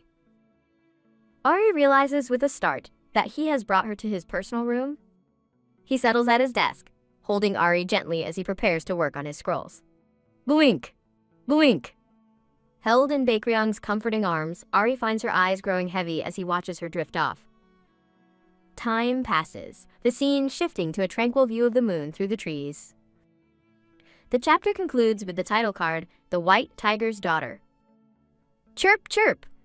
Ari wakes with a start in her own room, realizing he must have carried her back after she fell asleep. Oh. Seeing a scroll by her bed, she figures he had work to do, and decides to forgive him for leaving her. Yeono and Jaha enter with bright smiles, wishing Lady Ari a good morning. Stare. Ari glares back moodily, leaving them confused by her foul temper. Twitch. Jaha muses that Ari is looking more like Baekryong, and Yeono wonders where she learned her scary glare, causing Ari's eye to twitch in annoyance. Yeono suggests they pretend not to be scared of Baekryong's gaze, but a deflated Jaha admits he can't. As Yeono picks up a sulking Ari, she correctly guesses the baby was feeling neglected, shocking Ari that the dum-dum figured it out. Annoyed. Jaha gets the wrong idea and confidently declares that Ari was clearly desperate for his affection. Ugh. Ari rolls her eyes at his absurd conclusion, but Jaha points triumphantly, convinced he's right.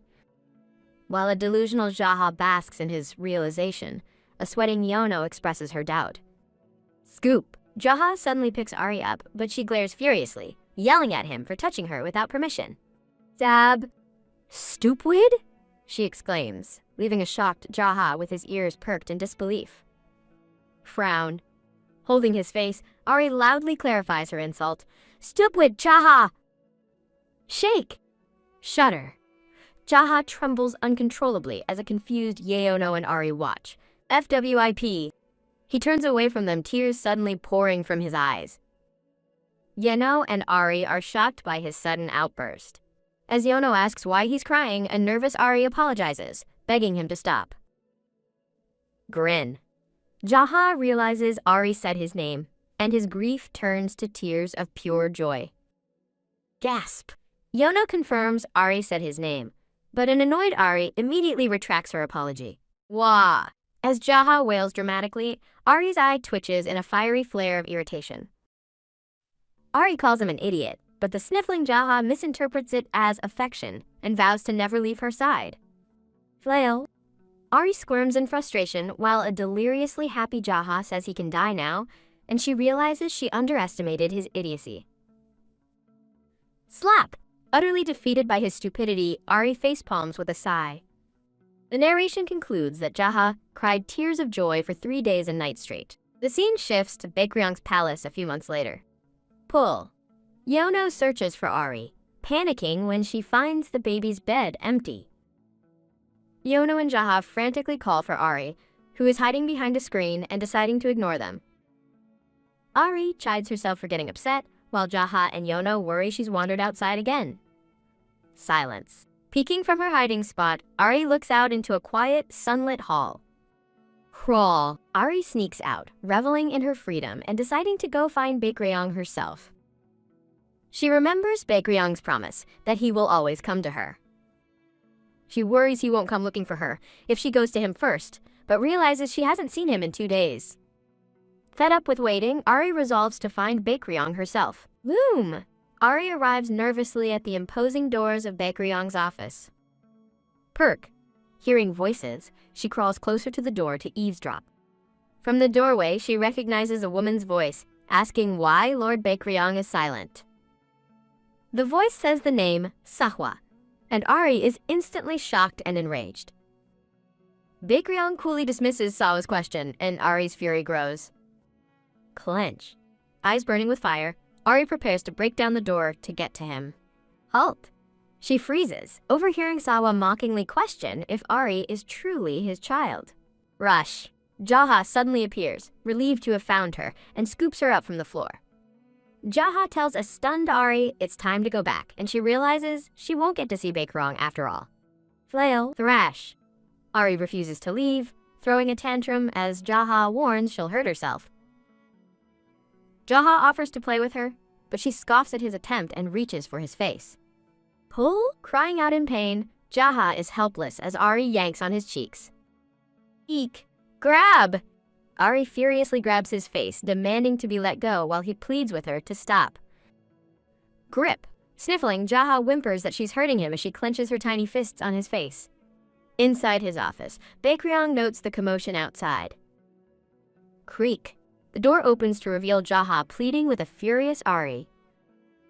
Baekryong looks down at the chaotic scene with a cold, unbothered expression. There, Baekryong calmly takes the squirming Ari from a stunned Jaha. After a moment, Baekryong tells a disheveled Jaha to come inside. Baekryong and Jaha enter the room where a woman is seated at a table. The woman, Sahwa, welcomes Baekryong back but pauses, her eyes landing on the baby in his arms. Smiling, Sahwa says she was hoping to see Ari again and is glad for the chance. Sahwa gives a gentle, elegant smile, her tattoo visible on her arm. Ari scowls at her, and Sahwa coolly greets a tense Jaha. Sahwa chides Jaha for not greeting her, prompting him to bow and address her as Lady Sahwa of the Northern Lands. Jaha apologizes, admitting he was surprised by her visit as a tense silence falls over the room. Jaha asks why she's here, and Sahwa claims she came to greet Ari, but Baekryong dryly notes Ari seems unhappy to see her. Twitch! Sahwa smirks, mocking Jaha by saying it's no wonder he always loses to Aru. Grit. She patronizingly adds that it can't be helped, since he's just a little cat, causing Jaha to clench his jaw. Grrr! Ari glares fiercely at Sahwa for insulting her attendant, while a dejected Jaha droops his head in shame. Slump. Ari notes that while Sahwa's taunts are true, Jaha is still just a cute little kitty. Done! Blaze! Ari clenches her fists, angrily declaring that she is the only one who gets to tease Jaha as a perplexed Sahwa looks on. Clap, clap! To de-escalate, Ari claps her hands, proudly announcing her new skill and calling for Jaha. Zoom! Sahwa and Jaha are both stunned as he realizes Lady Ari just clapped her hands for the very first time. Sparkle! Twinkle! Jaha is moved to tears, honored to have witnessed her first clap, while a confused Ari blinks, realizing this wasn't the reaction she was hoping for. Flare! Clinch! Ari reveals her true plan. She had hoped her cheering would fire up Jaha to defend his honor. Shout! She imagined him pointing furiously at Sawa and launching into an incoherent, angry tirade. In her fantasy, a proud Jaha stands victorious after easily defeating a dejected Sawa. Back in reality, an emotional Jaha is still completely focused on her clapping, much to Ari's exasperation. Baekryong confirms that it is, in fact, the first time he's ever seen her clap her hands. As Baekryong stares in astonishment, an annoyed Ari realizes both of them have completely missed her point. Jaha gushes about how proud he is and rushes off to tell Aru and Yeono, while an irritated Ari tells him to do whatever he wants. Pat. Baekryong gently strokes Ari's head, remarking with fascination how her tiny hands can make sound. Baekryong gazes at Ari with a soft, thoughtful expression. While Jaha celebrates Ari's growth, Ari sighs tearfully, feeling her plan has failed and their happiness doesn't matter if Sahwa gets away with her insults. The group remains unaware that Sahwa is still standing in the shadows of the room. Glare. Ari gets a chill, warning the others that Sahwa is glaring as if she's ready to bite her in half. Loom! A massive spectral serpent materializes behind Sahwa, underscoring her terrifyingly menacing aura as she stares down Ari. Tap. Breaking the tension, Sahwa announces to Lord Baekryong that she is now leaving. Click, clack. She walks past Baekryong and Ari without another word. Pausing at the door, Sahwa warns Baekryong that she would prefer he not trespass into her territory again. Creak. Clack. With a final, firm grip, she slides the door shut, leaving the room in silence. Jaha cheekily sticks his tongue out at the closed door before calling out to Lady Ari. Jaha tries to get Ari to wave, and after he gives up, she offers a tiny, reluctant wave back. Jaha marvels at Ari's wave, while Baekryong notes she seems to be understanding more. HMPH. Ari huffs, thinking she's understood everything all along, as Jaha applauds her new skill. Sigh. As Jaha continues to shower her with praise, a weary Ari wonders how her life ended up like this. Baekryong gently strokes a resigned Ari's head while Jaha celebrates her amazingness with enthusiastic clapping. Clap, clap! Ari claps her hands with a determined look, silently begging them to understand her true feelings. From the palace rooftop, Yeono yells down that Ari has to learn to walk, refusing to accept no for an answer. A determined Yeono appears, insisting that Ari has to start walking. Pout.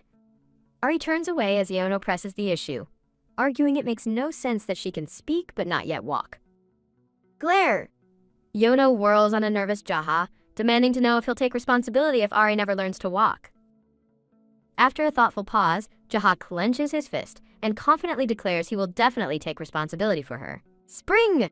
As Jaha starts to declare his lifelong dedication, Ari cuts him off by pushing herself up, ready to try walking. Blah! She immediately flails and stumbles forward, but a gentle hand catches her just in time. With an encouraging, "There you go," Yeono supports Ari as she takes her first wobbly steps. Release. Yeono lets go, and for a breathtaking moment, Ari stands all on her own. Gulp. Ari stands nervously, balancing on her own 2 feet for the first time. Her attendants watch with anxious anticipation as Ari toddles across the floor by herself. Halt. She stops right before them, and both Jaha and Yeono gasp with tears in their eyes, moved by her first steps. Beam. Ari lets out a huge happy laugh, proud of her achievement as they praise her for learning so fast. She confidently toddles through a beautiful garden pavilion. Halt. Frown.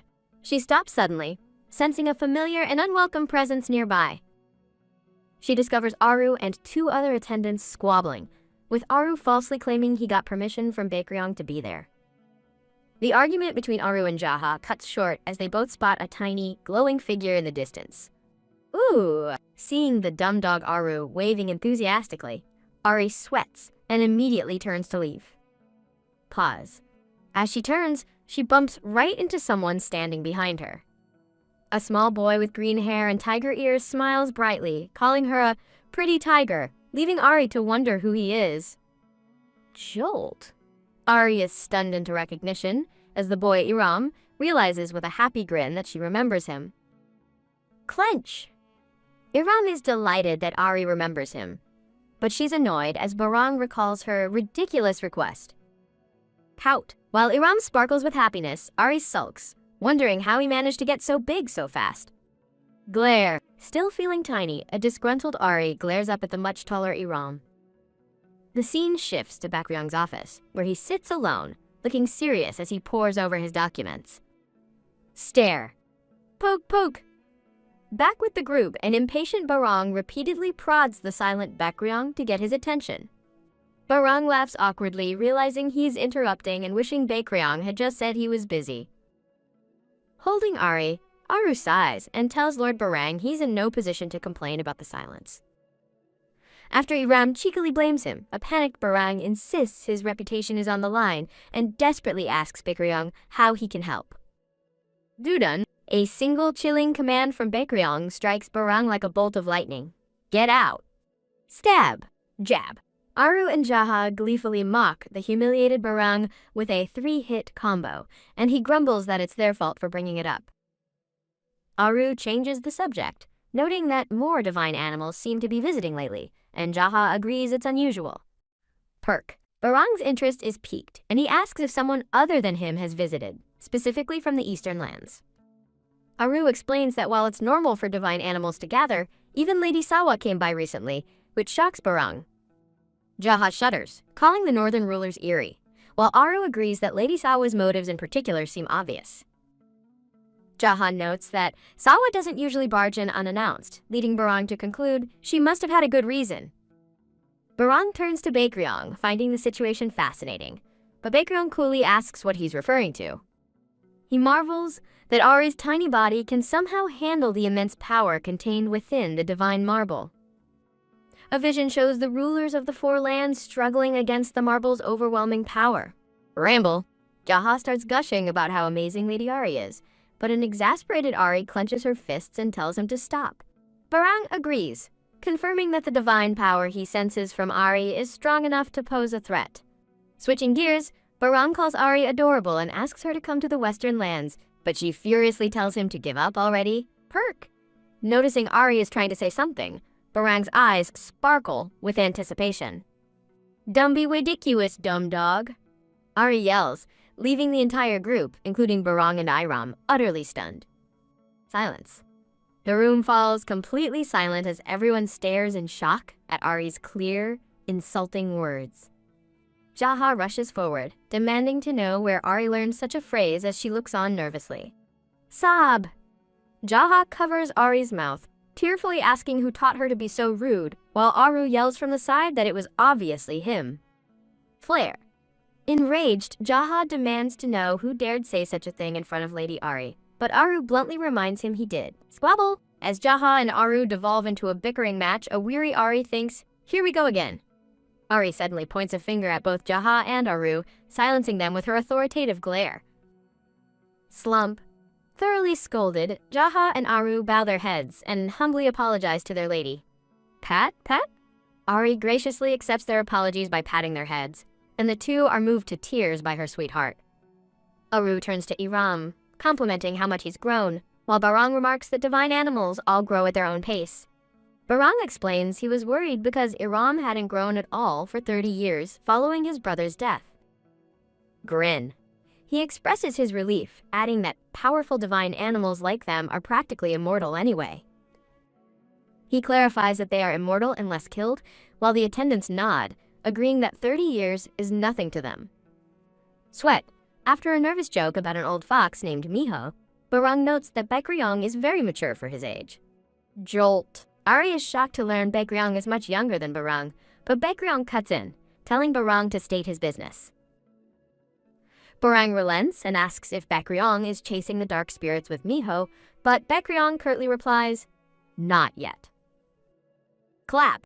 Barang suddenly remembers the real reason for his visit, and Aru grits her teeth, annoyed it took him so long. Push. Aru presents a box, explaining that Lady Nare, the baby bird, asked her to give it to Ari. Surprised by the gift from someone she thought disliked her, Ari watches as Aru offers to open the box. Flash. A brilliant light erupts from the box as it opens, leaving Ari wide-eyed and speechless. Creak. As Aru holds the box for her, Ari peers over the edge with curious anticipation. Flash. The box opens completely with a burst of light, and Ari stares in stunned silence. Inside is a beautiful, shining yellow rose, and Ari quietly wonders at the meaning of the gift. Haha. Barong laughs, explaining that a yellow rose is a pointed gift that signifies both jealousy and denial. Sparkle. Ari seems intrigued by the complex, meaning as Jaha points out a note hidden with the rose. Aru reads the blunt message from a stern-faced Nari. I refuse to acknowledge you. But let us get along. Geez. Finding the note more cute than offensive, Ari thinks to herself that Nare sounds like a whining child. Baekryong gets the attention of Lord Barang and Lord Iram, who both turn to look at him. Slide. Rustle. Aru asks Ari to sit for a moment as she and Jaha prepare to escort their guests out. As Jaha and Aru lead him away, Barang declares it's time to go and says it wasn't a pleasure seeing them. Flail. Thrash. Barang struggles, yelling that he refuses to be sent away by a couple of jerks. Wave. A cheerful Ari waves goodbye, happily calling him a dumb dog. Drag. Aru and Jaha haul a shocked and speechless Barang out of the room. The scene shifts to a peaceful day outside, where Iram, Jaha, and a happy Ari are playing. Jaha calls out to Lady Ari, who turns to look at him. Tap. A colorful ball rolls to a stop at Ari's feet, and she tilts her head in curiosity. Glance. Stare. Ari looks up to see Jaha gazing at her with sparkling, hopeful eyes. Done! With a firm ignore, Ari turns her back on him, declaring she doesn't want to play. Slump. A dejected Jaha whimpers as Iram suggests maybe Ari just doesn't like playing with balls. Jaha clutches the ball, lost in a fantasy of how adorable it would be to see Lady Ari play with it. Wah!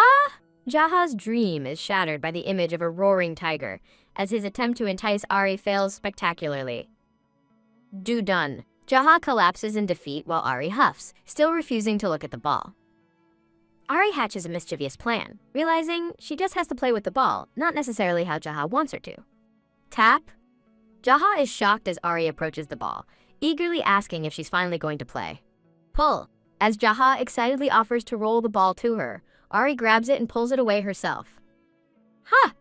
Jaha asks her to kick the ball to him, but she simply rolls it in the opposite direction. Dash. As Ari giggles, a determined Jaha sprints after the runaway ball.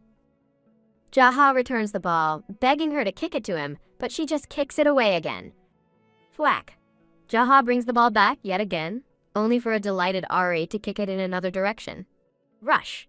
A panting Jaha retrieves the ball one more time, but Ari happily boots it away again. Kick. Jaha continues to chase the ball as Ari keeps kicking it away from him, thoroughly enjoying the game. Kick. The cycle of fetch continues, with an exhausted Jaha and a gleeful Ari.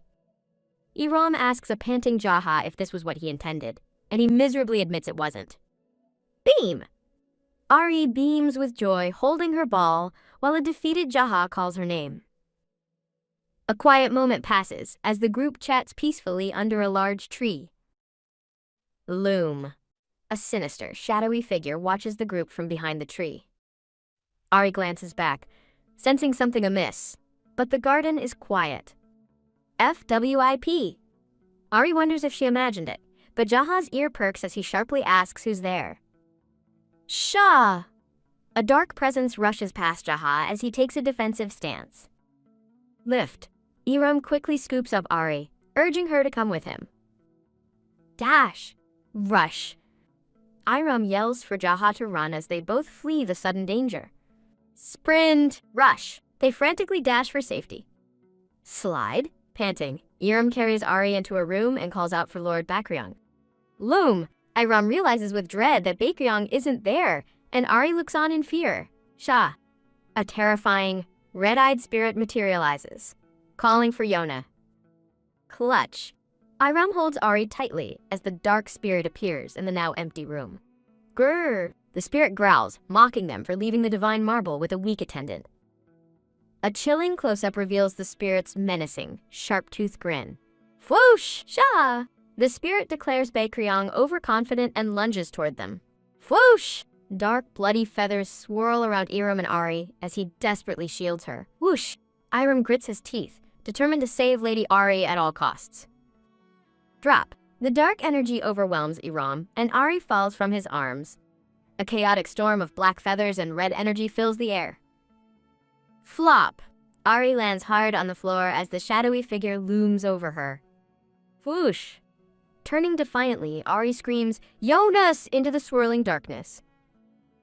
Step, step. The dark spirit slowly advances on the trembling, cornered Ari. Loom! The terrifying spirit stands over Ari, its dark power radiating through the room. Whoosh! Ari defiantly screams, "Yona!"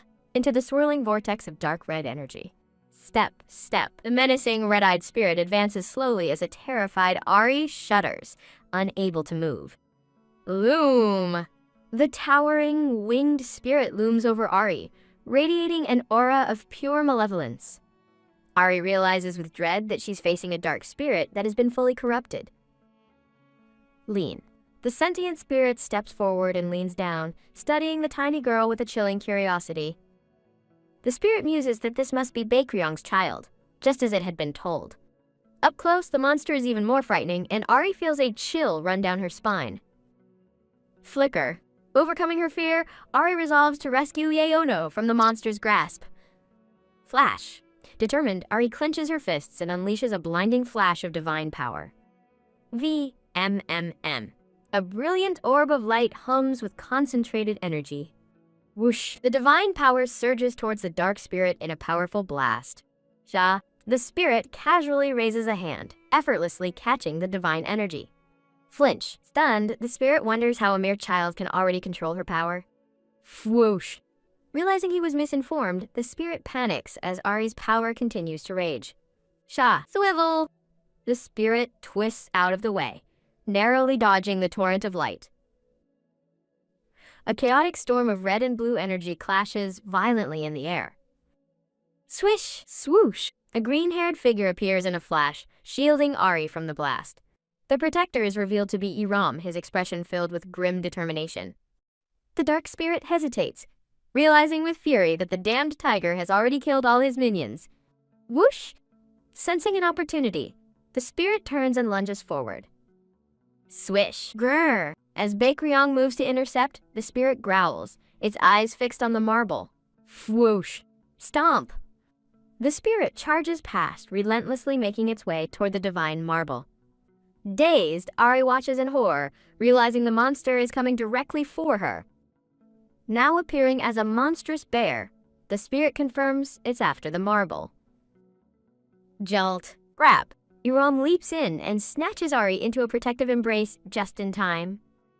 Iram carries Ari away from the immediate danger. Iram braces himself as a brilliant wave of energy erupts behind them. R. Flash. The bear spirit screams as a powerful beam of light strikes it down.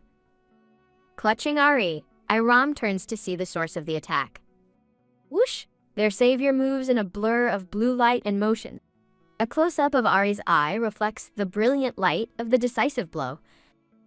Baekryong stands tall, his glowing sword radiating immense power after dispatching the spirit.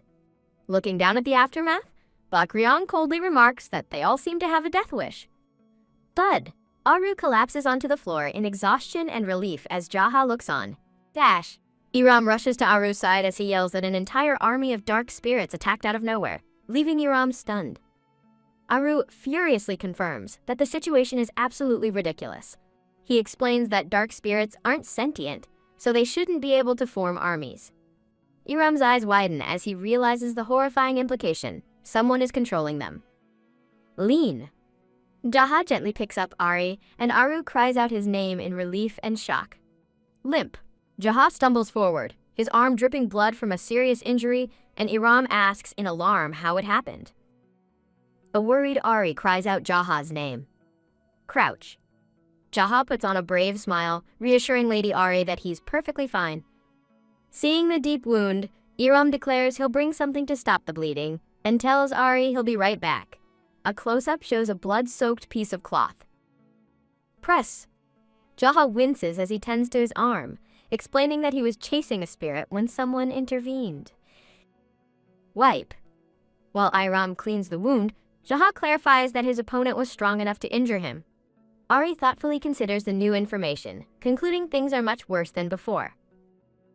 Iram adds a chilling detail, reporting that one of the dark spirits could talk. Ari suddenly calls out, "Yona!" and Jaha turns to her, answering, "Yes, Lady Ari?" Ari frantically reports that a dark spirit could talk, and a stunned Iram confirms her story is true. Jaha confirms that the sentient spirit called him a weak dog, which leaves Ari shocked. A heavy silence falls over the room as the group processes the grave news. Baekryong asks for confirmation, and when Iram says it's true, he quietly processes the information. Lord Baekryong grimly summons Aru, and the two begin to leave the room. Glance. Turn. Tap. A concerned Ari asks where they are going as she hops down from her chair. Shuffle. A determined Ari toddles after them, pleading for them to wait for her. Pause. Turn. Slump. Jaha berates himself for failing to protect Lady Ari when she was in so much danger. Toddle. Ari approaches the despondent Jaha, calling him a dummy for getting so badly hurt. Jolt. Squeeze. Ari grabs Jaha's hand, startling him with her sudden touch. A flustered Jaha stammers her name as an angry Ari yells that he's a dumb Jaha. Grasp. Deciding to be generous today, Ari tenderly takes hold of his injured hand. Blow. With wide, earnest eyes, Ari gently blows on Jaha's wound to make it better. Teary-eyed, Jaha is overcome with emotion, thinking that Lady Ari must be a genius. Sob. He's moved to tears, amazed that she knew to blow on a wound without ever being taught. Jaha theatrically claims he's all better, but yelps in pain when Ari innocently presses on his wound. Iram scolds Jaha for lying, but Jaha realizes Ari likes him anyway as she smiles sweetly. The scene shifts to a grand palace as a voice fondly notes how much cuter and bigger Ari has grown. Chuckle, the speaker is revealed to be a beautiful white-haired foxwoman, Lady Miho, who smiles warmly. Miho's narration explains that Ari experienced a sudden growth spurt the day after her divine power awakened. Miho and Baekryong discuss Ari's power, amazed she could already repel dark spirits, though Baekryong thinks they're overstating it. Tremble. Seethe.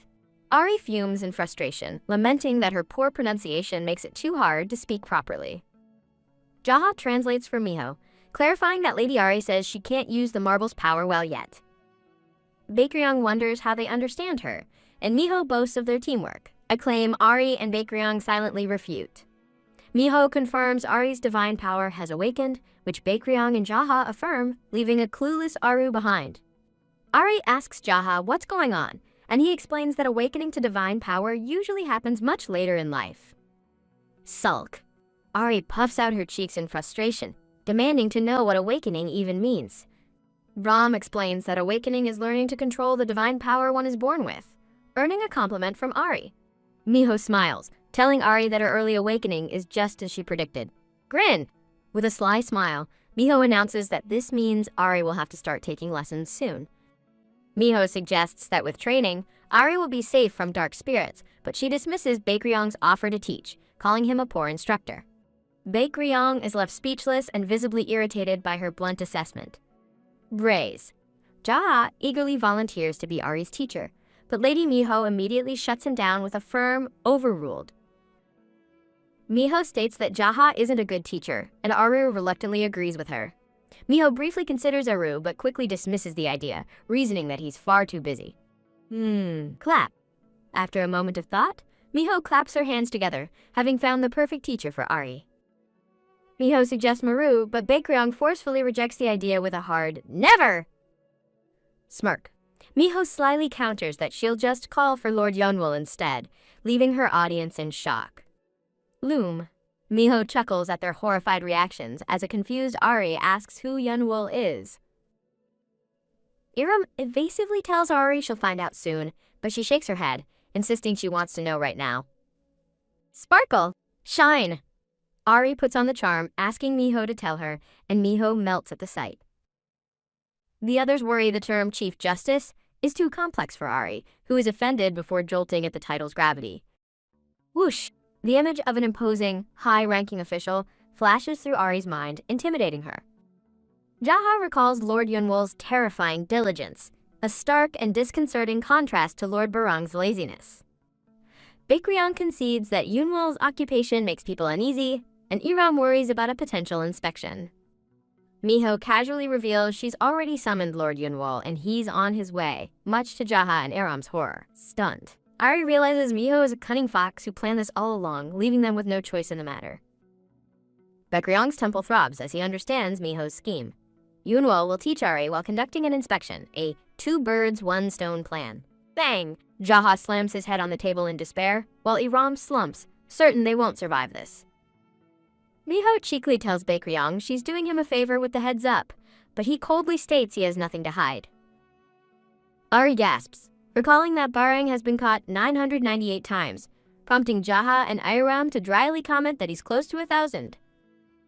Miho warns Ari not to become a layabout like Barang, prompting an indignant frown from Ari, who is insulted by the comparison. Miho notes that Lord Yunwol's status as Chief Justice is suitable, while Baekryong adds that Yunwol is known for his strict professionalism. Stroking Ari's cheek, Miho hopes she learns to control her power before the next attack. A few days later, a frantic attendant searches Baekryong's palace, calling for Lady Ari. The attendant reports to Iram that Ari is missing from her room, and he confirms she is not in Baekryong's office either. Her attendants worry about her unpredictable nature and potential danger, remembering the last attack. Unseen by her worried guardians, Ari peeks out from her hiding spot, watching them search. Smirk. Ari smugly thinks to herself that she's been on her best behavior just for this chance to escape. Iram tries to reassure Yeono that Ari will be fine and suggests they continue their search elsewhere. Phew! With her minders gone, Ari complains about their suffocating watch since the attack, unaware they were staring right at her. Desperate for privacy, Ari dreams of visiting an unexplored place she can see from the palace, her secret hideout. Her destination is revealed to be a beautiful, secluded building surrounded by trees and water. Swoosh! The scene shifts to a serene, sunlit meadow near the building. Step, step, step. A delighted Ari toddles happily across the grassy field. Her cheerful walk comes to an abrupt halt as she spots a man with tiger ears resting against a tree. Ari quietly wonders if the mysterious figure is one of the divine animals living in the area. Breeze. Realizing someone lives here, she frets that getting caught could be annoying. Tiptoe. Deciding against it, she quietly turns to head back to the palace. She pauses, reconsidering, thinking a quick peek might be worth the risk. Rustle. She sneaks closer, curious about this new tiger, having only ever seen Baekryong before. Plop. A flower petal lands on the sleeping man's head as he reaches up to touch it, which... The man's eyes open, and Ari flinches in panic, realizing she's been caught and needs to run. Grab. Before she can escape, the man snatches her arm with lightning speed. Caught. Ari is spun around with a look of pure shock. The stern-looking man holds her firmly, demanding to know where she thinks she's going. Grab. The man's hand closes firmly around her small arm. Ari is startled as he pulls her to face him. Holding her in place, the tiger man coolly asks where she was running off to. Mumble. A hesitant Ari realizes with dread that she woke him up. The mysterious man quietly studies her with a thoughtful expression. Rise. Standing, he observes that she doesn't seem to know how to speak yet. Grr. Ari angrily retorts that she can speak, but the man just dismisses her with a condescending good for you, causing her to sulk. With a slight smile, he calls her by name, leaving a stunned Ari wondering how he knows who she is. Gasp. She has a horrible thought. Do all the divine animals in the eastern lands know her name? The man offers a sly, I wonder, in response, which only convinces Ari that he's as strange as the others. Crouch. He kneels to her level and notes she's wandered far, though she stubbornly denies it. Point. He tells her to look at Baekryong's palace, and she turns, annoyed. Far. She's shocked to see the palace is now a tiny speck in the distance, realizing it was right there moments ago. Turn. Accusing the tiger of playing tricks, she angrily demands he put the palace back. Shrug. He plays dumb, asking what she's talking about with an infuriatingly innocent shrug. The man asks if she wants to go back, but Ari is torn, feeling suspicious of leaving him behind, and bluntly admits it. He smirks, proudly introducing himself as a high-ranking divine animal. Ari scoffs, recalling that Barang, Sawa, and Nare are also high-ranking but completely untrustworthy. Nod. Ari declares that being high-ranking only makes one more suspicious, and the man concedes the point, blaming the unhelpful Barang. He notes that Barang seems to have left a bad impression on everyone, flashing back to a scene of him drinking. Shine. He tries a different tactic, insisting he's a nice, divine animal, but Ari remains thoroughly unconvinced. Stare. He suddenly grabs her hand, and a flustered Ari demands he let go. Pull. He explains that he's heard she's unfamiliar with controlling her divine power. Whoosh! In an instant, he distorts the landscape around them, leaving Ari to wonder if it was an illusion or a spell. Lean! He leans in to ask if she's impressed, but an angry Ari just shouts that he's a bad person. Ari furiously accuses the Tiger Man of tricking her, but he brushes it off, asking if that's the real issue. Glare. He tells her not to glare, explaining he was just testing her for finding his hideout, but she indignantly calls him a weirdo. Crumble. Turn. Ari despairs that her secret hideout is discovered, and all her plans are now ruined. He asks why she came, but she refuses to answer. Whoosh. He then sits beside her, revealing this is where he stays in the Eastern lands. He gestures to the beautiful estate, asking if she likes the view. Nod. Ari agrees it's nice. He invites her to visit again, but teases that she might not want to since he'll be there, earning a defiant glare. He playfully muses that her dislike must not be because he's handsome, pretty, or charming. Reach. He extends a hand, suggesting they get along, but a confused Ari sees no reason to, planning never to see him again. Smile. He just smiles mysteriously and says they should get along for whatever reason, leaving her completely baffled. Rush. Deciding he's just another strange divine animal, Ari turns and flees back toward the palace. The chapter title appears, The White Tiger's Daughter. The scene shifts back to the Grand Palace as Ari makes her way back. Scan. She looks for Yeono and Jaha, then closes her eyes to focus her divine power. She sees a vision of her attendants down a long hallway and groans at the long walk ahead. Step, step. Deciding to be generous since they're looking for her, she starts walking, assuring herself she's not a shameless child. Pitter, patter. She pauses mid-step, feeling like she's forgotten something important. Gasp. She stops in shock as a voice announces that she's made it. She sees Jaha and Yeono in the hall, and panics when she spots the mysterious Tiger Man smiling at her from behind them. Cling, point. Ari hides behind Yeono, asking what that thing is, while a sweating Yeono tries to correct her, and the man smirks. Ta-da! Yeono proudly presents him as Lord Yunwol, shocking Ari. Ari racks her brain, trying to remember where she's heard the name Yunwol before. Crouch. Yunwol kneels to her level and extends his hand, repeating his desire for them to get along. He formally introduces himself as Yunwol, the Chief Justice, and announces he'll be her teacher starting today. Flash. The memory of the imposing Chief Justice clicks into place for Ari. Hesitate. She stares at him, warily processing the news that this man is her teacher. Yunwol gazes at her with a serious and determined expression. Ari internally concedes that since he's handsome, he passes her inspection for now. Release. She lets go of Yeono, still doubtful he'll be a good teacher, as Yunwol suggests they go see Baekryong. Tap. Inside Baekryong's office, he greets Yunwol, remarking that he arrived sooner than expected. Yunwol explains with a pleasant smile that Miho insisted he hurry. Creak. Tap. Yunwol reports his work has increased because of the dark spirits, which leave no trace behind like ghosts. Baekryong, with Maru behind him, finds it troublesome that even Aru and Maru couldn't find any clues. Sigh. Yunwol sighs, figuring the two are busy scouring every territory. Ari realizes why she hasn't seen Aru lately, as Baekryong suggests adding more patrols and asks Jaha to go. Stare. Ari sees Jaha sweating profusely, his face clearly broadcasting his hatred for patrolling. Sif. Jaha reluctantly agrees to go on patrol, though his inner thoughts scream otherwise, prompting Ari to note how obvious his reluctance is. Phew. Yunwoo tells Jaha not to worry, as Baekryong wouldn't ask him, much to Jaha's relief. Yunwoo then adds, "It's because he isn't trusted." Yunwoo explains his tardiness was also because Barang got in trouble again, sparking Jaha's curiosity.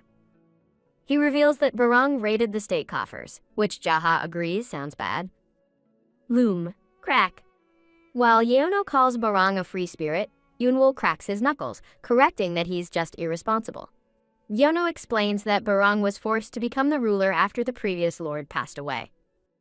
Yunwoo adds that the phoenix is bad at her work, and the wolf isn't doing his, which Ari concludes is because he's a dumb dog. Proud! Yunwoo is amused as Ari explains that wolves are canines, making her logic sound. Jaha and Yeono praise her intelligence. Jaha and Yeono continue to shower Ari with praise, amazed by her early awakening and genius. Clack. Yunwoo sets down his cup, stating that her early awakening is why he's here, as he was surprised to see it in one so young. Stare. He gazes at Ari intently, speculating her power isn't just from the marble, which makes her flinch. Yunwoo dismisses Yeono and Jaha for a private conversation, and Yeono drags a reluctant Jaha away. Sigh. Yunwoo reveals he knows Baekryong is human, and Baekryong sighs, correctly guessing Miho told him. Yunwoo claims it's his duty as Chief Justice to know, but Baekryong dismisses it as unnecessary. Yunwoo explains he's letting him get away with breaking the law by allowing a human in their nation, causing Baekryong to flinch. A shocked Baekryong realizes the law was broken for him, while a listening Ari wonders why he would go to such lengths for her. Yunwoo firmly states that not even the absolute Miho can interfere with his duties as Chief Justice. With a cold expression, he declares that if he had only just discovered her, he would have killed the child immediately. Droop. Tremble. Terrified by his threat, Ari's head hangs low as her small hands tremble. Shiver. Shudder. Baekryong warns that if Yunwoo had harmed her, he wouldn't be sitting there either, as a terrified Ari shudders and he shuts his eyes.